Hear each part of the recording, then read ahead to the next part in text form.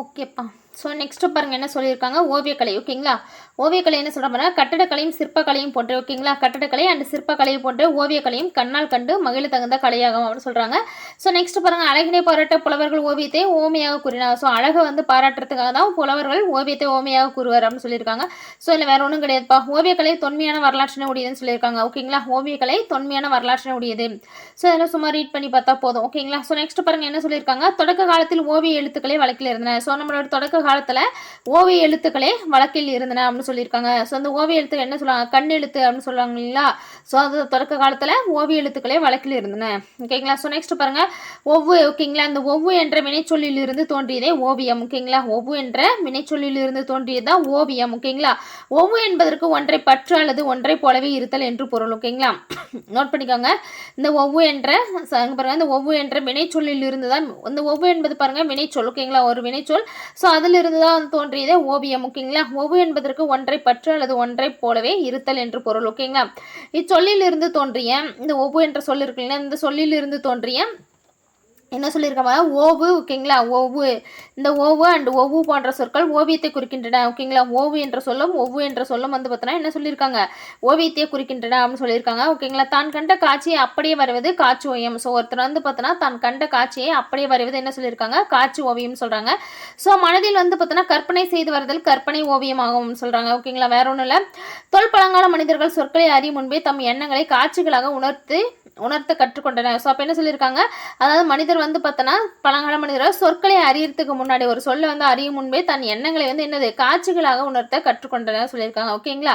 சொல்ல வேற ஒன்றும் கிடையாது. பாருங்க பாருங்க என்ன சொன்னால், தமக்கு மகிழ்வித்த அந்த வேட்டை காட்சிகளையும் ஸோ பிறவற்றையும் ஓவியங்களாக கோயிலித்தீட்டுள்ளன. ஸோ பச்சிலை சாறு. ஓகேங்களா? செம்மண் விலங்குகளின் கொழுப்பு ஆகியவற்றை கொண்டு ஓவியங்களுக்கு வண்ணம் தீட்டின. ஓகேங்களா? ஸோ அப்போ வண்ணம் எப்படி தீட்டிருக்காங்க பாருங்க, பச்சிலை சாறு, செம்மண் அண்ட் விலங்குகளுடைய கொழுப்பு. ஓகேங்களா? இதெல்லாம் கொண்டு தான் ஓவியங்களுக்கு வண்ணம் தீட்டினா சொல்கிறாங்க. ஓகேங்களா? ஸோ நெக்ஸ்ட் பாருங்க, ஓவியத்தை வந்து வட்டிகை செய்தி. ஓகேங்களா? அந்த ஓவியத்தை வட்டிகை செய்தி, சித்திர செய்தி என்றும் இலக்கியங்கள் பதிவு செய்துள்ளன. ஸோ ஓவியத்தை வட்டிகை செய்தி என்றும் அண்ட் சித்திர செய்தி. ஓகேங்களா? அப்படின்னு ஓவியங்களில் வந்து பார்த்தோன்னா இந்த இலக்கியங்களில் பதிவு செஞ்சுருக்காங்க. ஸோ நெக்ஸ்ட் பாருங்கள், பழங்காலத்தில் சுவர் ஓவியங்களே பெரிதும் காணப்பட்டன. ஓகேங்களா? பழங்காலத்தில் சுவர் ஓவியங்கள் தான் பெரிதும் காணப்பட்டன. அதனால தான் சுவர் இல்லாமல் சித்திரம் இல்லை. ஓகேங்களா? சுவர் இல்லாமல் சித்திரம் இல்லைன்னு சொன்னது இந்த சுவர் ஓவியங்கள் அதிகமாக இருந்ததுனால. ஓகேங்களா? சுவரை வைத்தல்லவா சித்திரம் வரைய வேண்டும் என்ற பழமொழிகள் தோன்றின. ஓகேங்களா? அப்போ என்னது, சுவர் இல்லாமல் சித்திரம் இல்லை என்பது என்னது, இது ஒரு பழமொழி. ஓகேங்களா? தெரிஞ்சுக்கோங்க. ஸோ நெக்ஸ்ட் பாருங்க என்ன சொல்லியிருக்காங்க, அதை வளைந்து கோடு, கோணக்கோடு, நேர்கோடு ஆகியவற்றை கொண்டு ஓவியங்கள் எழுதப்பட்டன சொல்கிறாங்க. இவ்வாறு கோட்டு ஓவியங்களுக்கு வந்து பார்த்தா என்னது, புனையா ஓவியம். ஓகேங்களா? கோட்டு ஓவியம் என்ன சொல்கிறாங்க, புனையா ஓவியம். ஓகேங்களா? புனையா ஓவியம் கடுப்பு புனைவில் அப்படின்னு ஒரு லைன்ஸ் வரும் இல்லைங்களா, அதாவது நெடுநல் வாடையில் சொல்லியிருப்பாங்க. ஓகேங்களா? புனையா ஓவியம் கடுப்பு புனைவில் அப்படின்றது. ஸோ இதில் என்ன சொல்கிறாங்க பாருங்க, கோட்ட ஓவியங்களுக்கு புனையா ஓவியம் என்ற பெயர். இதில் வந்து பார்த்தோன்னா வரி வடிவ ஓவியம் என்றும் அழைப்பார். ஏன்னா அது என்ன சொல்லியிருக்காங்க, அதாவது பார்த்தோன்னா வளைந்த கோடு, கோணக்கோடு, நேர்கோடு அப்படின்னு கோட்டு மென்ஷன் பண்ணுறாங்க. ஸோ அப்போ இந்த வரி வடிவ ஓவியம் என்று அழைப்பார். ஓகேங்களா? புனையா ஓவியம் அண்ட் வரி வடிவ ஓவியம். ஓகேங்களா? ஸோ மடலேறுதல் இருக்கு இல்லைங்களா, இந்த மடலேறுதலின் பொழுது பனை ஓலையில் வரைந்த கோடுகளான ஓவியம் வரி வடிவ ஓவியமாகும். ஸோ இந்த இடத்துல நோட் பண்ணிக்கோங்க, மடலேறுதலின் பொழுது. ஓகேங்களா? மடலேறுதலின் பொழுது பனை ஓலையில் வரைந்த கோடுகளான ஓவியம் வரி வடிவ ஓவியமாகும். ஓகேங்களா? நெடுநல் வாடையில் முதலாக வரி வடிவ ஓவியம் பற்றி செய்தி கிடைக்கின்றன. ஓகேங்களா? எந்த நூலில் பாருங்க, அதான் நெடுநல் வாடையில் ஃபர்ஸ்ட் வரி வடிவ ஓவியம் பற்றிய செய்தி எந்த நூலில் இருக்குன்னு பார்த்தோன்னா நெடுநல் வாடை. ஓகேங்களா? நம்மளுடைய நெடுநல் வாடையில் யார் நக்கிருந்தது தான் நெடுநல் வாடை. ஸோ அந்த நூலில் என்ன சொல்லியிருக்காங்க, ஃபர்ஸ்ட் வரி வடிவ ஓவியம் பற்றிய செய்தி இருக்குன்னு சொல்லியிருக்காங்க. ஸோ நெக்ஸ்ட் பாருங்க, புனையா ஓவியத்தில் பலவித வண்ணங்களை புனைந்து அமைக்கும் ஓவியம் காணப்படுகிறது. ஸோ புனையா ஓவியம் இருக்கு இல்லைங்களா, இந்த ஓவியத்தில் பலவித வண்ணங்களை புனைந்து அமைக்கும் ஓவியம். அடுத்து பாருங்க என்ன சொல்லியிருக்காங்க, முழு ஓவியம் எனப்படும் ஓவியம். ஸோ அதாவது இந்த புனையா ஓவியம் இருக்கு இல்லைங்களா, இதில் என்னென்ன ஓவியம் பாருங்கள், அதாவது பல விதமான வண்ணங்களை புனைந்து அமைக்கும் ஓவியம் இருக்குது, முழு ஓவியம்னு சொல்கிறாங்க. அதே பிறகு முழு ஓவியம் எனப்படும். அது ஓவியம் வரைவோர் வந்து பார்த்தோன்னா ஓவியன். ஓகேங்களா? ஓவியம் வரைகிற என்ன சொல்கிறாங்க பாரு, ஓவியன்னு சொல்கிறாங்க. கண்ணூல் மினினர். ஓகேங்களா? கண்ணூல் விளைஞர், கை வினைஞர் அப்படின்னு சொல்கிறாங்க. ஓவிய வல்லோன். ஓகேங்களா? ஓவிய புலவன் என்று அழைப்பர். ஸோ அப்போ பாருங்கள் இந்த இடத்துல நோட் பண்ணிக்கோங்க, இதில் பொருந்தாது கூட கேட்கலாம். இதில் பாருங்கள் என்ன சொல்லியிருக்காங்க, ஓவியம் வரைவோர் எப்படி சொல்கிறாங்க, ஓவியன்னு சொல்கிறாங்க. கண்ணூல் மினினர்னு சொல்கிறாங்க. கை வினைஞர். ஓகேங்களா?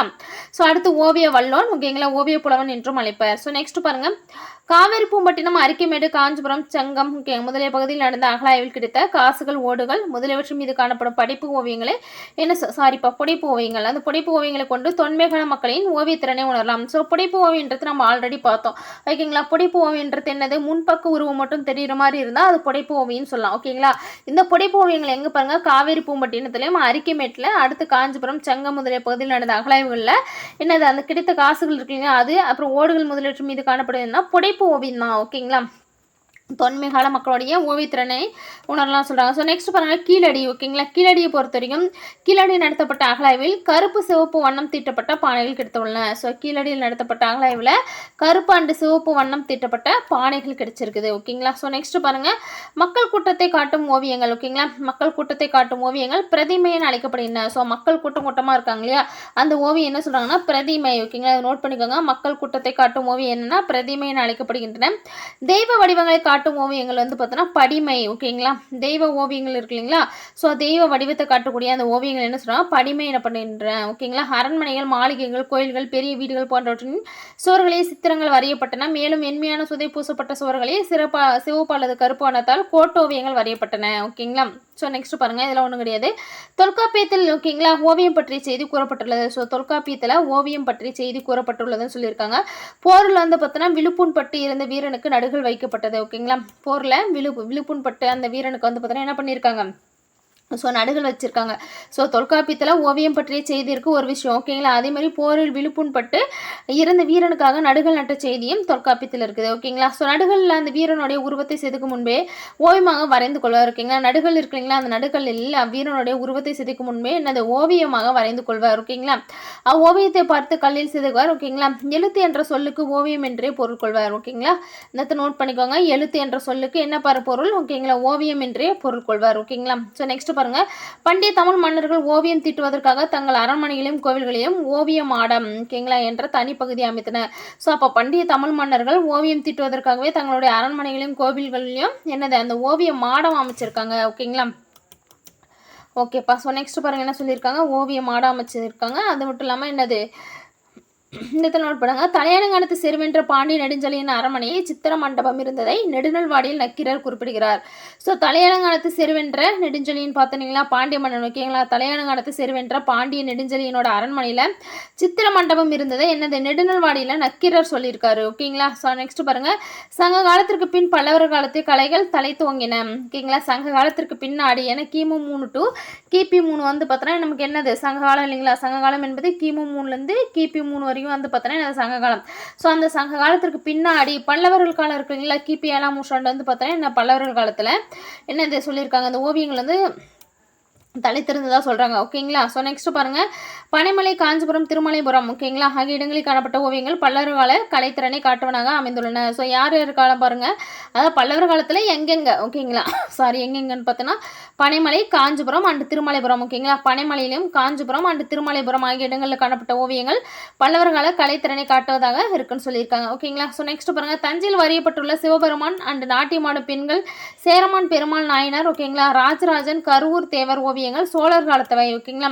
பாருங்க இந்த இடத்துல என்ன சொல்றாங்க, சிவபெருமான் ஓகேங்களா அதாவது தஞ்சையில் வரையப்பட்டுள்ள சிவபெருமானுடைய கோயில். ஓகேங்களா? சிவபெருமான் இருக்கார் இல்லையா அவருடைய சிலையும் நாட்டியமாடும் அண்டு பெண்கள் ஓகேங்களா அவங்களும்.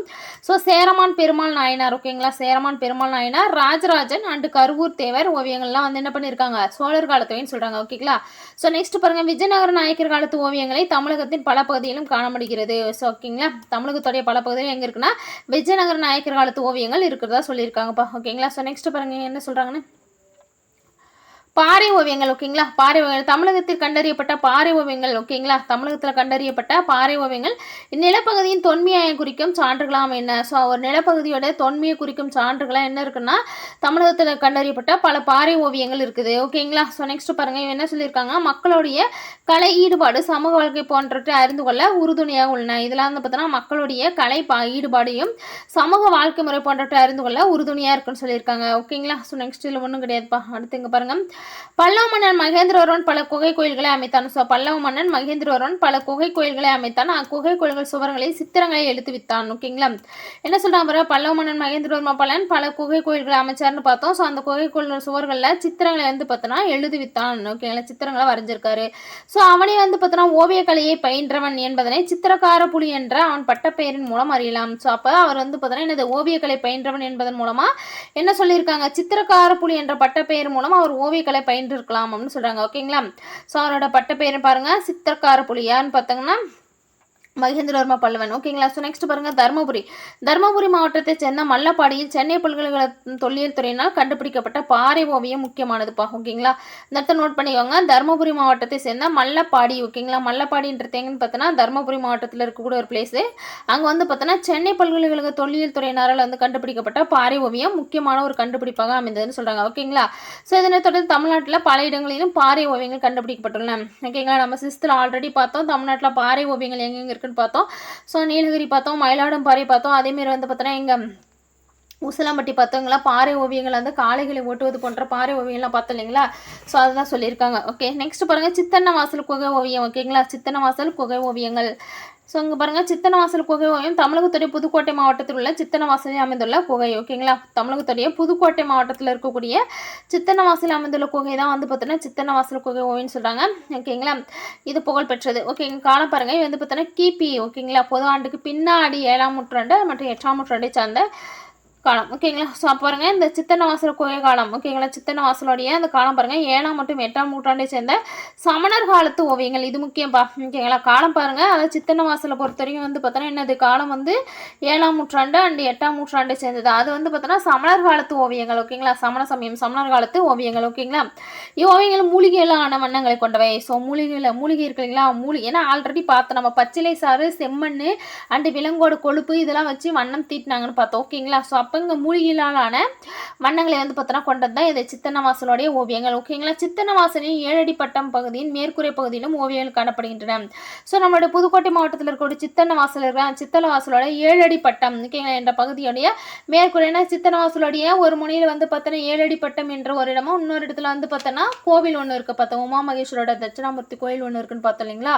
ஸோ அதுதான். ஓகேங்களா, மேற்கூரை பகுதியில் ஓவியங்கள் காணப்படுதுன்னு சொல்கிறாங்க. ஸோ நெக்ஸ்ட் பாருங்கள், சுவர் ஓவியங்கள். சுவர் ஓவியத்தை பொறுத்தவரையும் இலக்கியங்கள் சுவர் ஓவியங்களை பற்றி பெரிதும் பேசுகின்றன. ஸோ இலக்கியங்களில் சுவர் ஓவியங்களை பற்றி சொல்லியிருக்காங்க. ஸோ உதயன். ஓகேங்களா, உதயனோட பள்ளியறை சுவர் ஓவியம். ஓகேங்களா, உதயனின் பள்ளியறை சுவர் ஓவியம். ஓகேங்களா, ஸோ நெக்ஸ்ட் பாருங்கள் என்னது கோப்பெருந்தேவி. ஓகேங்களா, கோப்பெருந்தேவியோட பள்ளியறை சுவர் ஓவியங்கள் பற்றியும் இலக்கியங்களையும் காணலாம். ஸோ 2 பேர் சொல்லியிருக்காங்க, உதயனின். ஓகேங்களா, உதயன் அவங்களுடைய பள்ளியறை சுவர் ஓவியம், அது கோப்பெருந்தேவியோட பள்ளியறை சுவர் ஓவியங்கள் பற்றியும் இலக்கியங்களை காணலாம் சொல்றாங்க. ஓகேங்களா, ஸோ நெக்ஸ்ட் பாருங்க, பாண்டியன் நன்மாறன் தனது சித்திரமாடத்தில் இருந்த பொழுது. ஓகேங்களா, பாண்டியன் நன்மாறன் இருக்கார் இல்லையா, அவர் தனது சித்திரமாடத்தில் இருந்த பொழுது உயிர் துறந்தமையால் பாண்டியன் சித்திரமாடத்துஞ்சிய நன்மாறன் அப்படின்னு அழைக்கப்பட்டதை புறநானூற்றில் மாங்குடி மருதனார் குறிப்பிடுகிறார். ஸோ பாருங்க, இந்த நோட் பண்ணிக்கோங்க. அதாவது பாண்டியன் நன்மாறன், ஸோ பேர் பார்த்துக்கோங்க, பாண்டியன் நன்மாறன் தன்னுடைய சித்திரமாடத்தில் இருந்த பொழுது உயிர் துறந்தமையால் பாண்டியன் சித்திரமாடத்து துஞ்சிய ஓகேங்களா நன்மாறன் என அழைக்கப்பட்டதை புறநானூற்றில் யார் பதிவு பண்ணியிருக்கிறது, மாங்குடி மருதனார் குறிப்பிட்டுள்ளார். ஓகேங்களா, ஸோ நெக்ஸ்ட் பாருங்க, நக்கீரர் வந்து பார்த்தோன்னா தமது நெடுநல்வாடியில் பாண்டியன் சித்திரமாடத்தை பற்றி, அதாவது பார்த்தோன்னா பாண்டியன் நன்மாறன், ஸோ அந்த சித்திரமாடத்துலேருந்து உயிர்ந்ததுனால இந்த சித்திரமாடத்தை துஞ்சிய நன்மாறன் சொல்கிறாங்க. இதை வந்து 2 பேர் சொல்லியிருக்காங்க, புறநானூற்றில் மாங்குடி மருதனாரும், ஸோ நெடுநல்வாடியில் வந்து பார்த்தோன்னா யார் சொல்லியிருக்கிறது, நெடுநல்வாடியில் அதான் நக்கீரராரும் அவரை பற்றி சொல்லியிருக்காங்க. ஓகேங்களா, ஸோ நெக்ஸ்ட் பாருங்கள், திருப்பரங்குன்ற கோயில் மண்டபத்தில் எழுதொழில் அம்பலம் என்ற பெயரில் ஓவியச்சாலை இருந்த செய்தியை பரிபாடலின் மூலம் அறியலாம். ஸோ பரிபாடலும் ஒரு விஷயத்தை பதிவு பண்ணுது. என்ன பாருங்கள், என்ன சொல்லியிருக்காங்க இந்த இடத்துல, திருப்பரங்குன்ற கோயில் இருக்கு இல்லைங்களா, ஸோ திருப்பரங்குன்றத்தில் இருக்கக்கூடிய கோயில் மண்டபத்தில் எழுதொழில் அம்பலம் என்ற பெயரில் ஓவியச்சாலை இருந்த செய்தியை எந்த நூல் சொல்லுது, பரிபாடல் மூலம் அறியலாம். ஓகேங்களா, நோட் பண்ணிக்கோங்க, திருப்பரங்குன்ற கோயிலில் மண்டபத்தில் எழுதொழில் அம்பலம், அதாவது எழுதொழில் அம்பலம் என்ற பெயரில் ஓவியச்சாலை இருந்த செய்தியை பரிபாடல் சொல்லுது. ஓகேங்களா, ஸோ நெக்ஸ்ட் பாருங்க, அது மட்டும் இல்லாமல் என்னது, ரதி, காமன், பூனை வடிவம் கொண்ட இந்திரன், அகலிகை, கௌதம முனிவர் முதலான ஓவியங்கள் இங்கு காணப்பட்ட செய்தினை இலக்கியங்களில் காணலாம். ஸோ இந்த இடத்துல ஓகேங்களா, திருப்பரங்குன்ற கோயிலில் என்ன பண்ணியிருக்காங்க பாருங்க, அதாவது இந்த இடத்துல ரதி அண்ட் காமன், பூனை வடிவம் கொண்ட இந்திரன், ஸோ அகலிகை, அடுத்து கௌதம முனிவர் முதலான ஓவியங்கள் இங்கே காணப்பட்ட செய்தியை இலக்கியங்களை சொல்லியிருக்கா சொல்றாங்க. ஓகேங்களா, ஸோ நெக்ஸ்ட் பாருங்க, அடுத்து என்ன சொல்றாங்க பாருங்க, இந்த எழுத்தொழில் அம்பலம் இருக்கு இல்லையா, அதை எழுத்தொழில் அம்பலம் பிற்காலத்தில் அழிந்தது. உதயனின் பள்ளியறை சுவர்களில் ஓவியங்களில் வரையப்பட்டிருந்த காட்சியை பெருங்கதையில் காணலாம். ஸோ உதயனுடைய அந்த பள்ளியறை ஓகேங்களா, உதயனின் பள்ளியறை சுவர்களில் காணப்பட்ட காட்சியை வந்து பார்த்தோன்னா என்னது பெருங்கதை நூல் இருக்கு இல்லைங்களா, பெருங்கதையில் வந்து காணலாம் சொல்லியிருக்காங்க. திருச்சி மாவட்டத்தின் திருவெம்பூர் ஓகேங்களா, திருச்சி மாவட்டத்துடைய திருவெரும்பூர் கோயிலில் காணப்பட்ட சித்திரக்கூடம் பற்றி செப்பேடுகள் கூறுகின்றன ஓகேங்களா. திருவெரும்பூர் ஓகேங்களா, திருவெரும்பூர் எங்கே இருக்க பாருங்க, திருச்சி மாவட்டத்துடைய திருவெரும்பூர் கோயிலில் காணப்பட்ட சித்திரக்கூடம் பற்றி இது செப்பேடுகளில் சொல்லியிருக்காங்க ஓகேங்களா. ஸோ நெக்ஸ்ட் பாருங்க, இவை மட்டுமன்றி செல்வந்தர் வீட்டின் சுவர்களில் ஓவியங்கள் தீட்டப்பட்டிருந்தன. ஸோ புத்த தவசாலைகள் ஓகேங்களா, புத்தருடைய தவசாலைகள் மற்றும் கோவலனுடைய தந்தை மாசாத்தவன் தவமைற்றிய சாலைகளிலும் ஓவியங்கள். இந்த இடத்துல நோட் பண்ணிக்கோங்க, அதாவது கோவலனுடைய தந்தை வந்து பார்த்தோன்னா மாசாத்தவன். ஸோ அவர் வந்து பார்த்தோன்னா என்னது பெரும் வணிகர்கள் அண்ட் பெருங்கடல் வணிகர்கள்லாம் பார்த்தோம் இல்லைங்களா. ஸோ இவர் வந்து பார்த்தோன்னா ஒரு பெரு வணிகன் ஓகேங்களா, கோவலனுடைய தந்தை மாசாத்தவன் என்பவர் பெருவணிகன். ஸோ இவர் வந்து பார்த்தோன்னா ஒரு தவமேற்றிய சாலைகளிலும் ஓவியங்கள் தீட்டப்பட்டிருந்தன. அவர் தவம் இருந்திருக்காங்க ஓகேங்களா, தவமேற்ற சாலைகளில் ஓவியங்கள் தீட்டப்பட்டிருந்த செய்தியை மணிமேகலை கூறுகின்றது ஓகேங்களா. நோட் பண்ணிக்கோங்க, இது எந்த நூல்னு கேட்கலாம், மணிமேகலை சொல்லுதுப்பா அந்த விஷயத்தை யாரு, மணிமேகலை நூல் சொல்லுது ஓகேங்களா. ஓகே, ஸோ நெக்ஸ்ட் பாருங்க, இங்கே என்ன சொல்லியிருக்காங்க, தஞ்சாவூர் சுவர் ஓவியம் ஓகேங்களா, தஞ்சையில் இருக்கிற சுவர் ஓவியம். ஸோ நெக்ஸ்ட் பாருங்க துகிலோவியம் ஓகேங்களா, துகிலோவியம். ஸோ படம் என்ற சொல் படாம் என்ற சொல்லில் இருந்து தோன்றியது. இந்த படம் வரைதல், படம் என்ற சொல் வந்து பார்த்தோன்னா படாம் என்ற சொல்லில் இருந்து தோன்றியது. படாம் என்பதற்கு வந்து பார்த்தோன்னா துணி என்று பொருள் ஓகேங்களா, இந்த படாம் என்பதற்கு துணி என்று பொருள் ஓகேங்களா. பழங்காலத்தில் துணிகளில் ஓவியங்களை வரைந்தார்கள் ஓகேங்களா, பழங்காலத்தில் துணிகளில் ஓவியங்களை வரைந்தார்கள். ஸோ அவற்றிற்கு வந்து பார்த்தோன்னா என்ன சொல்லியிருக்காங்க, சித்திரப்படம் சித்திரத்திரை ஓகேங்களா, சித்திரப்படம் சித்திரத்திரை என்று பெயர் ஓகேங்களா. சித்திரம் எழுதும் கோளுக்கு துகிலிகை என்று பெயர். சித்திரம் எழுதக்கூடிய கோளுக்கு என்ன பெயருங்க பாருங்க, துகிலிகை என்று பெயர். மணிமேகலை சீத்தலை சாத்தனார் காவிரி பூம்பட்டினத்து உவமனம் என்னும் சோலையின் காட்சி சித்திரப்படம் போன்று அழகுடன் காணப்பட்டது என்கிறார். ஸோ பாருங்க, இந்த இடத்துல மணிமேகலையை ஏற்றியவர் சீத்தலை சாத்தனார். அவர் காவிரி பூம்பட்டினத்தோட உவமனம் என்னும் அந்த சோலையோட காட்சி சித்திரப்படம் போன்ற அழகுடன் காணப்பட்டதுன்னு சொல்லியிருக்காரு ஓகேங்களா.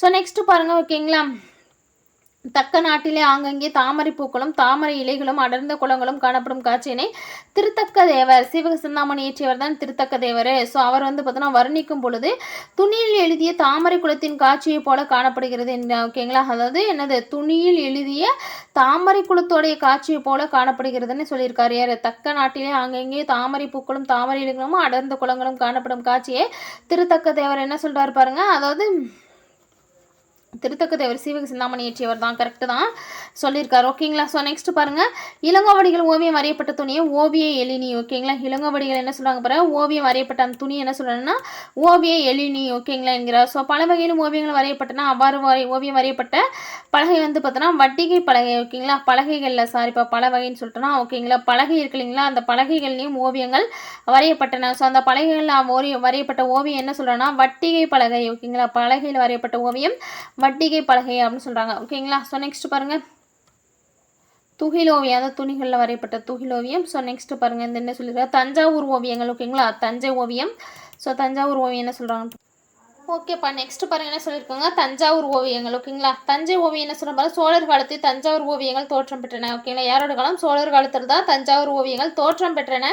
ஸோ மராட்டிய மன்னன் சரபோஜியின் காலத்தில் தஞ்சாவூரில் இது வளர்ச்சி பெற்றது. ஸோ மராட்டிய மன்னர் யார் பார்த்தோன்னா சரபோஜியோட காலத்தில் தான் தஞ்சாவூரில் இந்த தஞ்சாவூர் ஓவியங்கள் வளர்ச்சி பெற்றதுன்னு சொல்லியிருக்காங்க. ஸோ தோற்றம் வந்து சோழர்கள் காலத்துலேயும் வளர்ச்சி வந்து பார்த்தோன்னா ஓகேங்க மராட்டிய மன்னன் சரபோஜியின் காலத்தில் வளர்ச்சி பெற்றது ஓகேங்களா தஞ்சாவூரில்.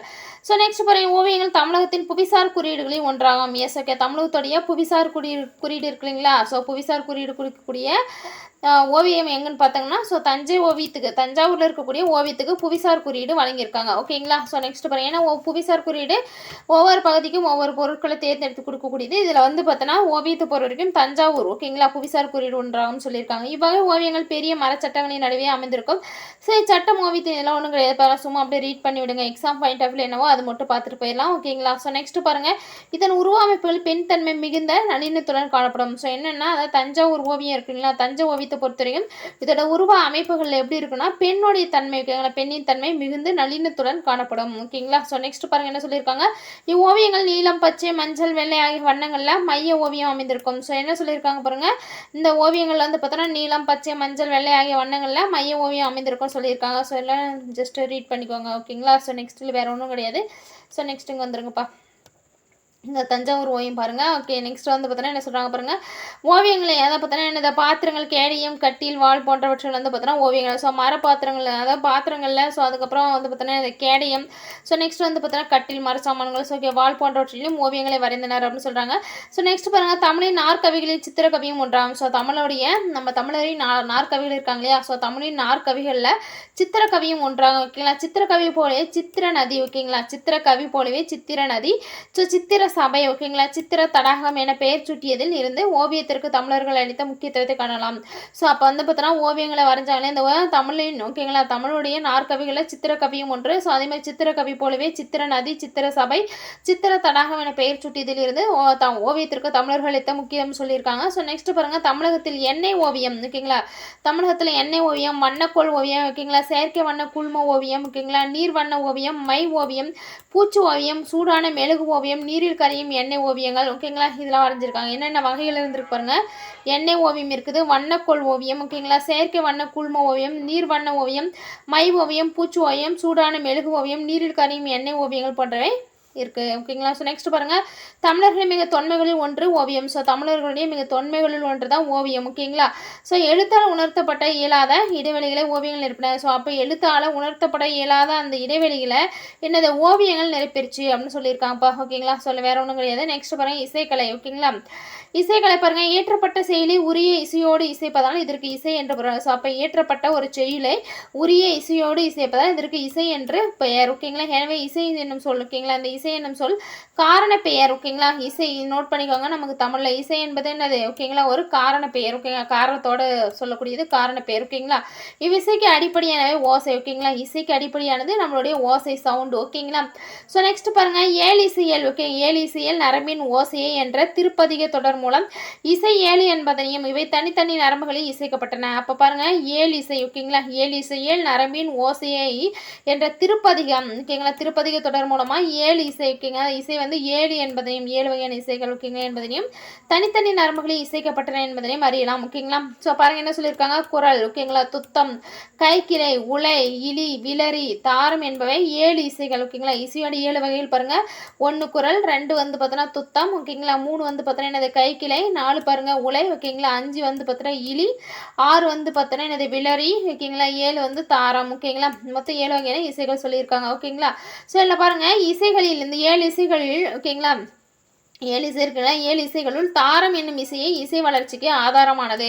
ஸோ அப்போ இசையோட வளர்ச்சிக்கு ஒரு ஆதாரம், அடிப்படையானது எதுன்னு பார்த்தோன்னா தாரம். ஓகேங்களா, இசையோட வளர்ச்சிக்கு அடிப்படையானது தாரம். ஓகேங்களா, ஸோ நெக்ஸ்ட் பாருங்கள், மிடற்றினால். ஓகேங்களா, மிடர் இருக்குங்களா, மிடற்றினால் குரலும். ஓகேங்களா, மிடற்றினால் குரலும், நாவினால் துத்தமும், அன்னத்தால் கைக்கிளியும், ஓகேங்களா, சிரத்தால் உழைப்பும், ஓகேங்களா, சிரத்தால் வந்து பார்த்தோன்னா உலையும், நெற்றியால் இலியும், நெஞ்சால் விளரியும், மூக்கால் தாரமும் தோன்றுவதாக இசை இலக்கணங்கள் கூறுகின்றன. ஸோ நோட் பண்ணிக்கோங்க, மிடர்னா கழுத்து இல்லைங்களா, ஸோ கழுத்தால் வந்து பார்த்தோன்னா குரலும். ஓகேங்களா, நாவினால் துத்தமும். ஓகேங்களா, நாக்கால துத்தமும் இசை. ஸோ அன்னம். ஓகேங்களா, மேலானர்கள் அன்னத்தால் வந்து பார்த்தோன்னா இது கைக்கிளையும். ஓகேங்களா, சிரம், தலை, அந்த சிரத்தால். ஓகேங்களா, தலையால் வந்து பார்த்தோன்னா உலையும். ஓகேங்களா, நெற்றியால இலியும். ஓகே, நெற்றியால இலியும், நெஞ்சால் விளரியும். ஓகேங்களா, மூக்கால் தாரமும். இந்த 7 இசையும் எங்கெங்க தோன்றுது அப்படின்னு சொல்லியிருக்காங்க. ஓகேங்களா, தோன்றுவதாக இசை இலக்கண நூல்கள் கூறுகின்றன. ஓகேங்களா, இவ்விசைகள் படிப்படியாக மேல் உயர்ந்து சொல்லும் இசை நிரலை. ஓகேங்களா, இசை நிரலை வந்து பார்த்தோன்னா என்ன சொல்ல, அதாவது மேலே இந்த இசைகள் படிப்படியாக மேல் உயர்ந்து சொல்லும் இசை நிரலை ஆரோசை. ஓகேங்களா, அதாவது மேல் உயர்ந்து செல்லக்கூடிய அந்த குரலோசை வந்து பார்த்தோன்னா என்ன சொல்கிறாங்க, ஆரோசை எனவும். ஓகேங்களா, தாழ்ந்து சொல்லும் இசை நிரலை அமரோசை எனவும் சேக்கிலார் கூறுகிறார். ஸோ அப்போ பாருங்கள், இந்த இசை நிரலை 2ஆக பிரிச்சிருக்காங்க. ஒன்று வந்து பார்த்தோன்னா என்னது ஆரோசை. ஓகேங்களா, ஆரோசை மேலில் உயர்ந்து செல்லக்கூடிய இசை ஆரோசை. ஸோ அப்போ வந்து பார்த்தோன்னா என்னது தாழ்ந்து செல்லும் இசை நிலை அமரோசை. ஓகேங்களா, நம்ம யார் சொல்லியிருக்குது, சேக்கிலார். ஓகேங்களா, சேக்கிலார் சொல்லியிருக்காரு. ஸோ நெக்ஸ்ட் பாருங்கள், ஆரோசை அமரோசை ஆகியவற்றை இக்காலத்தில் என்ன சொல்கிறாங்கன்னா ஆரோகணம், அவரோகணம். ஓகேங்களா, ஸோ ஆரோசை உயர்ந்து செல்லக்கூடிய இசை ஆரோசை வந்து பார்த்தோன்னா ஆரோகணம் என்றும், அதை தாழ்ந்து வரக்கூடிய அமரோசை வந்து பார்த்தோன்னா அவரோகணம் என்றும் சொல்கிறாங்க. ஓகேங்களா, ஸோ நெக்ஸ்ட் பாருங்கள், இசைக்கருவிகள். இசைக்கு உரிய கருவிகளை தோற்கருவி, தொலைக்கருவி, நரம்பு கருவி, கஞ்ச கருவிகளை என வகைப்படுத்துவார். ஓகேங்களா, இசைக்கு உரிய அந்த கருவிகளை என்ன சொல்கிறாங்க, ஃபஸ்ட்டு தோல் கருவின்னு சொல்கிறாங்க, தொலைக்கருவிகள், நரம்பு கருவி, கஞ்ச கருவிகள் என வகைப்படுத்தியிருக்காங்க இசை கருவிகளை. ஓகேங்களா, ஸோ நெக்ஸ்ட் பாருங்கள், தோல் கருவிகள். ஓகேங்களா, தோல் கருவின்றது என்னன்னு சொல்லியிருக்கான்ப்பா. பண்டைய நாளில் வாழ்ந்த இசைக்கலைஞர்கள் குழலையும் யாழையும் கொண்டே ஓகேங்களா 7 இசைத்திறங்களை இசைத்துள்ளன. ஸோ பாருங்க, பண்டைய நாளில் வந்து பார்த்தோன்னா வாழ்ந்த இசை கலைஞர்கள் என்ன பண்ணிடுறாங்க, குழல் யாழ் ஓகேங்களா, அந்த குழலையும் அண்டு யாழையும் கொண்டு இந்த 2 விஷயத்தை மட்டும் வச்சு என்ன பண்ணியிருக்காங்க, 7 இசைத்திறங்களை இசைத்துள்ளனர் ஓகேங்களா. இவை தனிச்சிறப்புடையவனாக கருதப்பட்டன. ஸோ அந்த குழலினிது யாழினிது என்பதை என்ற வள்ளுவரின் தொடர் மூலம் அறியலாம். ஓகே, தனிச்சிறப்புடையதாக கருதப்பட்டதை குழலினிது யாழினிது என்ற தொடர் மூலமாக, அதாவது சொன்னது யார், வள்ளுவர் இல்லையா, திருக்குறள் தான் இது. குழலினிது யாழினிது என்ற தொடர் மூலம் வள்ளுவரோட தொடர் சொல்லியிருக்காங்க ஓகேங்களா. ஸோ நெக்ஸ்ட் பாருங்கப்பா, வேற என்ன சொல்கிறாங்க. ஓகே, இசைக்கலைஞர்கள் தொலைக்கருவிகளில் தொன்மையானது குழலி ஆகும். ஸோ இசைக்கலைஞர்களுடைய தொலைக்கருவிகளில் தொன்மையானது என்ன பார்த்தோன்னா குழல் ஓகேங்களா. இது புல் வகையாகிய மூங்கிலில் செய்யப்பட்டதா வேய்குழல் என்றும் புல்லாங்குழல் என்றும் அழைக்கப்படுகின்றன ஓகேங்களா. என்ன சொன்னா பாருங்க, இசைக்கலைஞர்கள் தொலைக்கருவிகளில் தொன்மையானது குழலே சொல்லியிருக்காங்க. இந்த குழலில் இது புல் வகையாகிய மூங்கில்ல, புல் வகையானது மூங்கில் ஓகேங்களா, மூங்கிலில் செய்யப்பட்டதால் வேய்குழல் ஓகேங்களா, வேய்குழல் என்றும் அண்டு புல்லாங்குழல் என்றும் அழைக்கப்பட்டதுன்னு சொல்லியிருக்காங்கப்பா ஓகேங்களா. வேற ஒன்றும் கிடையாது. ஸோ நெக்ஸ்ட் பாருங்க, முற்காலத்தில் மூங்கிலிலும், ஸோ ஃபர்ஸ்ட்லாம் வந்து பார்த்தோன்னா மூங்கிலிலும் அந்த சந்தனம் ஓகேங்களா, மூங்கிலிலும் சந்தனம் ஓகேங்களா, கருங்காலி செங்காலி ஆகிய மரங்களில் வெண்கலத்திலும் செய்யப்பட்டது ஓகேங்களா. அப்போ பாருங்க, ஃபர்ஸ்ட்லாம் எதில் செஞ்சாங்க, மூங்கில் மரம் இருக்குல்ல, மூங்கில் சந்தனம் கருங்காலி செங்காலி ஆகிய மரங்கள்ல, ஸோ அப்புறம் வெண்கலத்திலும் செய்யப்பட்டது. ஸோ நெக்ஸ்ட் பாருங்க, வேய்குழல் ஓகேங்களா. வேய்குழல் முல்லை நிலத்தரின் முதன்மை இசைக்கருவியாக உள்ளது ஓகேங்களா. வேய்குழல் இருக்குங்களா, வேய்குழல் தான் என்னது, முல்லை நிலத்தருடைய முதன்மையான இசைக்கருவி வேய்குழல் ஓகேங்களா. ஸோ நெக்ஸ்ட் பாருங்க, வில்லானின் ஓசை கேட்டு அதன் இசை நுட்பத்தை உணர்ந்து நாணின் நீளத்தை கூட்டி குறைத்து பல்வேறு இசை ஒலிகளை உருவாக்கினார். ஸோ அப்போ வில் நான் இருக்கு இல்லைங்களா, அந்த நானுடைய ஓசையை கேட்டு தான் அதன் இசை நுட்பத்தை உணர்ந்து நானுடைய நீளத்தை கூட்டியும் குறைத்து இசைத்து பல்வேறு ஒலிகளை வந்து பார்த்தோன்னா உருவாக்கினார். இவ்வாறு இசைகளை தரும் வில் பலவற்றை ஒன்றாக இணைத்து அமைக்கப்பட்ட நரம்பு கருவியை வில் யாழ் ஓகேங்களா. அப்புறம் என்ன சொல்கிறாங்க, அதாவது பலவற்றை ஓகேங்களா, இந்த இசைத்தரும் அந்த வில் பலவற்றை ஓகேங்களா, பல வகையான வில் இருக்கு இல்லைங்களா, இதை வந்து பார்த்தோன்னா ஒன்றாக இணைத்து அமைக்கப்பட்ட நரம்பு கருவி வில் யாழ் அப்படின்னு சொல்கிறாங்க ஓகேங்களா. ஸோ நெக்ஸ்ட் பாருங்கப்பா, வேறு என்ன சொல்லியிருக்காங்க, நரம்பு கருவி ஓகேங்களா. ஓகேப்பா, நெக்ஸ்ட் பாருங்க என்ன சொல்லியிருக்காங்க, ஆண்நெறிகளை மேய்க்கும் ஒருவன் ஓகேங்களா, ஆண்நெறிகளை அதாவது மாடு பசுக்கள் இருக்குங்களா, அந்த ஆண்நெறிகளை மேய்க்கும் ஒருவன் வந்து பார்த்தோன்னா குமிழ மர கொம்புகளை வில்லாக வளைத்து ஓகேங்களா, குமிழ மர கொம்புகளை வில்லாக வளைத்து அதில் மரல் அதாவது மரல் நாரினை நரம்பாக கட்டி, ஸோ மரல் நாரினை வந்து பார்த்தோன்னா நரம்பாக கட்டி வில்யால் அமைத்து குறிஞ்சி பண்ணை வாசித்தான் என்று பெருமானாற்றுப்படை கூறுகிறது ஓகேங்களா. நோட் பண்ணிக்கோங்க, ஆண்நெறிகளை மேய்க்கும் ஒருவன் வந்து பார்த்தோன்னா குமிழ மர கொம்புகளை வில்லாக வளைச்சி, ஸோ கொம்பை வில்லாக வளைத்து அதில் வந்து பார்த்தோன்னா வரக்கூடிய மரல் நாரினை நரம்பாக கட்டி வில்லியால் அமைத்து குறிஞ்சு பண்ணை வாசித்தான் என்று பெருமானாற்றுப்படை குறிப்பிடுகிறது ஓகேங்களா. ஸோ நெக்ஸ்ட் பாருங்க, அந்த வில்லியாலை அடிப்படையாக கொண்டு பேரியால் மகரையால் சகோடையால் செங்கோட்டியால் ஆகியவையும் பெருங்கலம் என்னும் ஓகேங்களா ஆதியாலும் ஓகேங்களா அமைக்கப்பெற்றன. ஸோ என்ன சொல்றாங்க பாருங்க, இந்த இடத்த நோட் பண்ணுங்க, இந்த வில்யால் இருக்குங்களா, அந்த வில் யாழை அடிப்படையாக கொண்டு தான் பேரியால் ஓகேங்களா, பேரியால் மகரையால் சகோடையால் செங்கோட்டியால் ஓகேங்களா, செங்கோட்டியால் இதுவும் அது மட்டும் இல்லாமல் என்னது, அதான் பெருங்கலம் என்னும் ஆதியாலும் அமைக்கப்பட்டன. அப்போ பெருங்கலம் என்பது என்னது, ஆதியாள் ஓகேங்களா, ஆதி ஓகேங்களா, முதன்மையானது ஆதியாள் என்பது என்னன்னு பார்த்தீங்கன்னா பெருங்கலம் என்னும் ஆதியாலும் அமைக்கப்பட்டது ஓகேங்களா. ஸோ நெக்ஸ்ட் பாருங்க, தொல்காப்பியர் கூறும் தோல் இசைக்கருவிகளில் ஒன்று பறை. ஸோ தொல்காப்பியர் குறிப்பிடக்கூடிய தோல் இசைக்கருவிகளில் ஒன்று தான் என்ன பார்த்தோன்னா பறை ஓகேங்களா. இது தோல் இசைக்கருவிகளின் தாயாகவும் கருதப்படுகிறது. ஸோ தோல் இசைக்கருவிகள் இருக்குங்களா, தோலால் செய்யப்பட்ட இசைக்கருவிகளோட தாய் எதுன்னு பார்த்தோன்னா நம்மளுடைய பறை ஓகேங்களா. ஸோ நெக்ஸ்ட் பாருங்க, பேரிகை படகம் இடக்கை உடுக்கை மத்தளம் சிறுபறை பெரும்பறை நாளிகை பறை என தோல் கருவிகள் 30 உள்ளதாக அடியாருக்கு நல்லார் உரை கூறுகிறது ஓகேங்களா. இங்கே நோட் பண்ணிக்கோங்க, பேரிகை ஓகேங்களா, படகம் இடக்கை உடுக்கை ஓகேங்களா மத்தளம் சிறுபறை பெரும்பறை நாளிகை பறை என தோல் கருவிகள் ஓகேங்களா, தோல் கருவிகள் 30 உள்ளதாக. ஸோ நோட் பண்ணிக்கோங்கப்பா, தோல் கருவிகள் எத்தனை 30 உள்ளதாக யார் அடியாருக்கு நல்லார் உரை கூறுகிறது ஓகேங்களா. ஸோ இவற்றை அதிகமாக பயன்படுத்தப்பட்ட தோல்கருவி மத்தளம். ஸோ அதிகமாக பயன்படுத்தப்பட்ட தோல்கருவி எதுன்னு பார்த்தோன்னா மத்தளம் தான் ஓகேங்களா. ஸோ நெக்ஸ்ட் பாருங்கள், இசைக்கும் போது மத்தளத்தை முதற் கருவியாக கொள்வார். ஸோ ஒருத்தர் வந்து பார்த்தோன்னா இசைக்கும் போது மத்தளத்தை தான் என்ன பண்ணுறாங்க முதற் கருவியாக கொள்வார்னு சொல்கிறாங்க ஓகேங்களா. இடையே வாசிக்க சலிகை என்னும் கருவியை பயன்படுத்துவார். ஸோ அதுக்கு மத்தளம் வாசிக்கும் போது இடையே வாசிக்க சலிகை என்னும் கருவியை பயன்படுத்துவார் ஓகேங்களா. அதனால் இக்கருவியை இடைக்கருவி என்று சொல்வார். இந்த சலிகை இருக்கு இல்லைங்களா, சலிகை இடையிடையே பயன்படுத்தினா இந்த சலிகை என்ற கருவியை என்ன சொல்கிறாங்க இடைக்கருவி அப்படின்னு சொல்கிறாங்கப்பா ஓகேங்களா. ஸோ நெக்ஸ்ட் இங்கே பாருங்க என்ன சொல்லியிருக்காங்க, முதலாம் ராஜராஜ சோழன் கட்டிய ராஜராஜேஸ்வர கோயிலில் உடுக்கை வாசிப்பரும் கெட்டிமேளம் வாசிப்பரும் இருந்தன என தென்னிந்திய கல்வெட்டுகள் கூறுகின்றன. ஸோ முதலாம் ராஜராஜ சோழன் இருக்காங்களே ஓகேங்களா, முதலாம் ராஜராஜ சோழன் கட்டியதான் எது ராஜராஜேஸ்வர கோயில் ஓகேங்களா, அதாவது ராஜேஸ்வர கோயில்ன்றது தஞ்சை பெரிய கோயில். ஸோ அந்த கோயிலில் தான் வந்து பார்த்தோன்னா உடுக்கை வாசிப்பரும் அண்டு கெட்டிமேளம் வாசிப்பரும் தஞ்சை பெரிய கோயில் இருந்தன என தென்னிந்திய கல்வெட்டுகள் சொல்றதா சொல்லியிருக்காங்கப்பா ஓகேங்களா. ஸோ நெக்ஸ்ட் பாருங்க இசை நூல்கள் ஓகேங்களா, இசை சார்ந்த நூல்கள் இறையனார் கலவியல் உரை மூலம் முதுநாரை முதுகுறுக ஆகிய நூல்கள் இருந்தன. ஸோ அப்போ இறையனாருடைய கலவையில் உரை மூலமாக நமக்கு என்ன தெரியுது வருதுன்னா அதை இசை நூல்கள் இருந்தது தெரிய வருகிறது ஓகேங்களா. ஸோ அப்போ இசை நூல்கள் இருந்தது சொல்கிறது யாருன்னு பாருங்க, இறையனாருடைய கலவியல் உரை மூலம் தான் அதாவது இசை நூல்கள். அதில் வந்து பார்த்தோன்னா முதுநாரை அண்டு முதுகுறுகு ஆகிய நூல்கள் இருந்ததா சொல்லியிருக்காங்க. இது ரெண்டு இசை நூல்கள் ஓகேங்களா. இந்நூலுடைய உரைப்பாயிரம் சிற்றிசை ஓகேங்களா, இந்த நூல் இருக்கு இல்லைங்களா, அந்த முதுநாரை முதுகுறுகு இந்த நூலுடைய உரைப்பாயிரம். ஸோ நோட் பண்ணிக்கோங்கப்பா, இந்த இடத்துல என்ன சொல்கிறாங்க உரைப்பாயிரம் அண்டு சிற்றிசை ரெண்டு ஒரே நூல் தான் ஓகேங்க. நூலின் உரைப்பாயிரம் சிற்றிசை பேரிசை ஆகிய நூல்கள் பற்றியும் குறிப்பிடுகிறது ஓகேங்களா. ஸோ நெக்ஸ்ட் பாருங்க என்ன சொல்லியிருக்காங்க, பெருநாரை பெருங்குருகு ஓகேங்களா, பஞ்சபாரதியம் இந்திரகாளியம் முதலான நூல்கள் பற்றிய அடியாருக்கு நல்லா கூறுகிறார். ஸோ பாருங்க இந்த நோட் பண்ணிக்கோங்க, அதாவது இந்த நூல்கள் மட்டும் இல்லாமல் என்ன சொல்லியிருக்காங்க, பெருநாரை பெருங்குருகு பஞ்சபாரதியம் இந்திரகாளியம் ஓகேங்களா முதலான நூல்களை பற்றியும் அடியாருக்கு நல்லா சொல்றாரு ஓகேங்களா. ஸோ இசை நுணுக்கம் என்ன நூல் ஓகேங்களா, சைந்தன் என்னும் பாண்டிய இளவரசனால் இயற்றப்பட்டது. இது நோட் பண்ணிக்கோங்க, இசை நுணுக்கம் என்ற நூல் சைந்தன் ஓகேங்களா, சைந்தன் என்னும் பாண்டிய இளவரசனால் இயற்றப்பட்டது அப்படின்னு சொல்லியிருக்காங்கப்பா ஓகேங்களா. ஸோ நெக்ஸ்ட் பாருங்க, யாப்பெருங்கலகாரிகை உரைப்பயிரத்தில் குலோத்தகன் இசை நூல் என்ற நூலை பற்றிய குறிப்பு காணப்படுகிறது. யாப்பெருங்கலகாரிகை உரைப்பயிர் இருக்கு இல்லைங்களா, ஸோ யாப்பெருங்கலகாரிகை இந்த நூலில் உரைப்பயிரத்தில் குலோத்தகன் இசை நூல் என்ற நூலை பற்றி குறிப்பு காணப்படுகிறது ஓகேங்களா. குலோத்தகன் இசை நூல் என்ற ஒரு நூலை பற்றி குறிப்பு காணப்படுகிறதுன்னு சொல்றாங்க. ஸோ நெக்ஸ்ட் பாருங்க, இசை தொடர்பான பல நூல்களின் பெயர்கள் கிடைத்த போதும் ஓகேங்களா, அறிவனாரை இயற்றிய பஞ்சமரபு என்னும் நூல் தற்போது நமக்கு கிடைத்துள்ளது.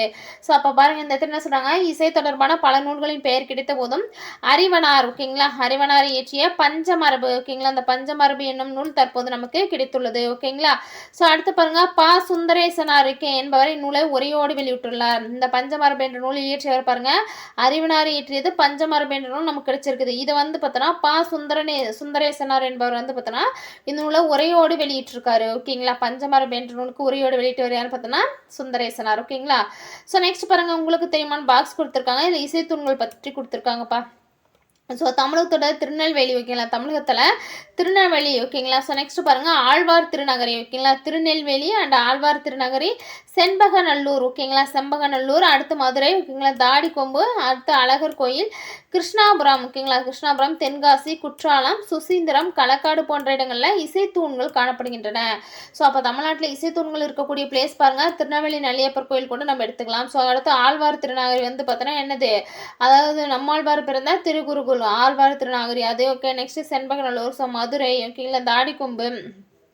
ஸோ தாடிக்கொம்பு வந்து என்னது, அதாவது நாயக்கர் கால கோயில்களா ஓகேங்களா, தாடிக்கொம்பு விழுப்புரங்களா இந்த சைடு தான் ஏதோ.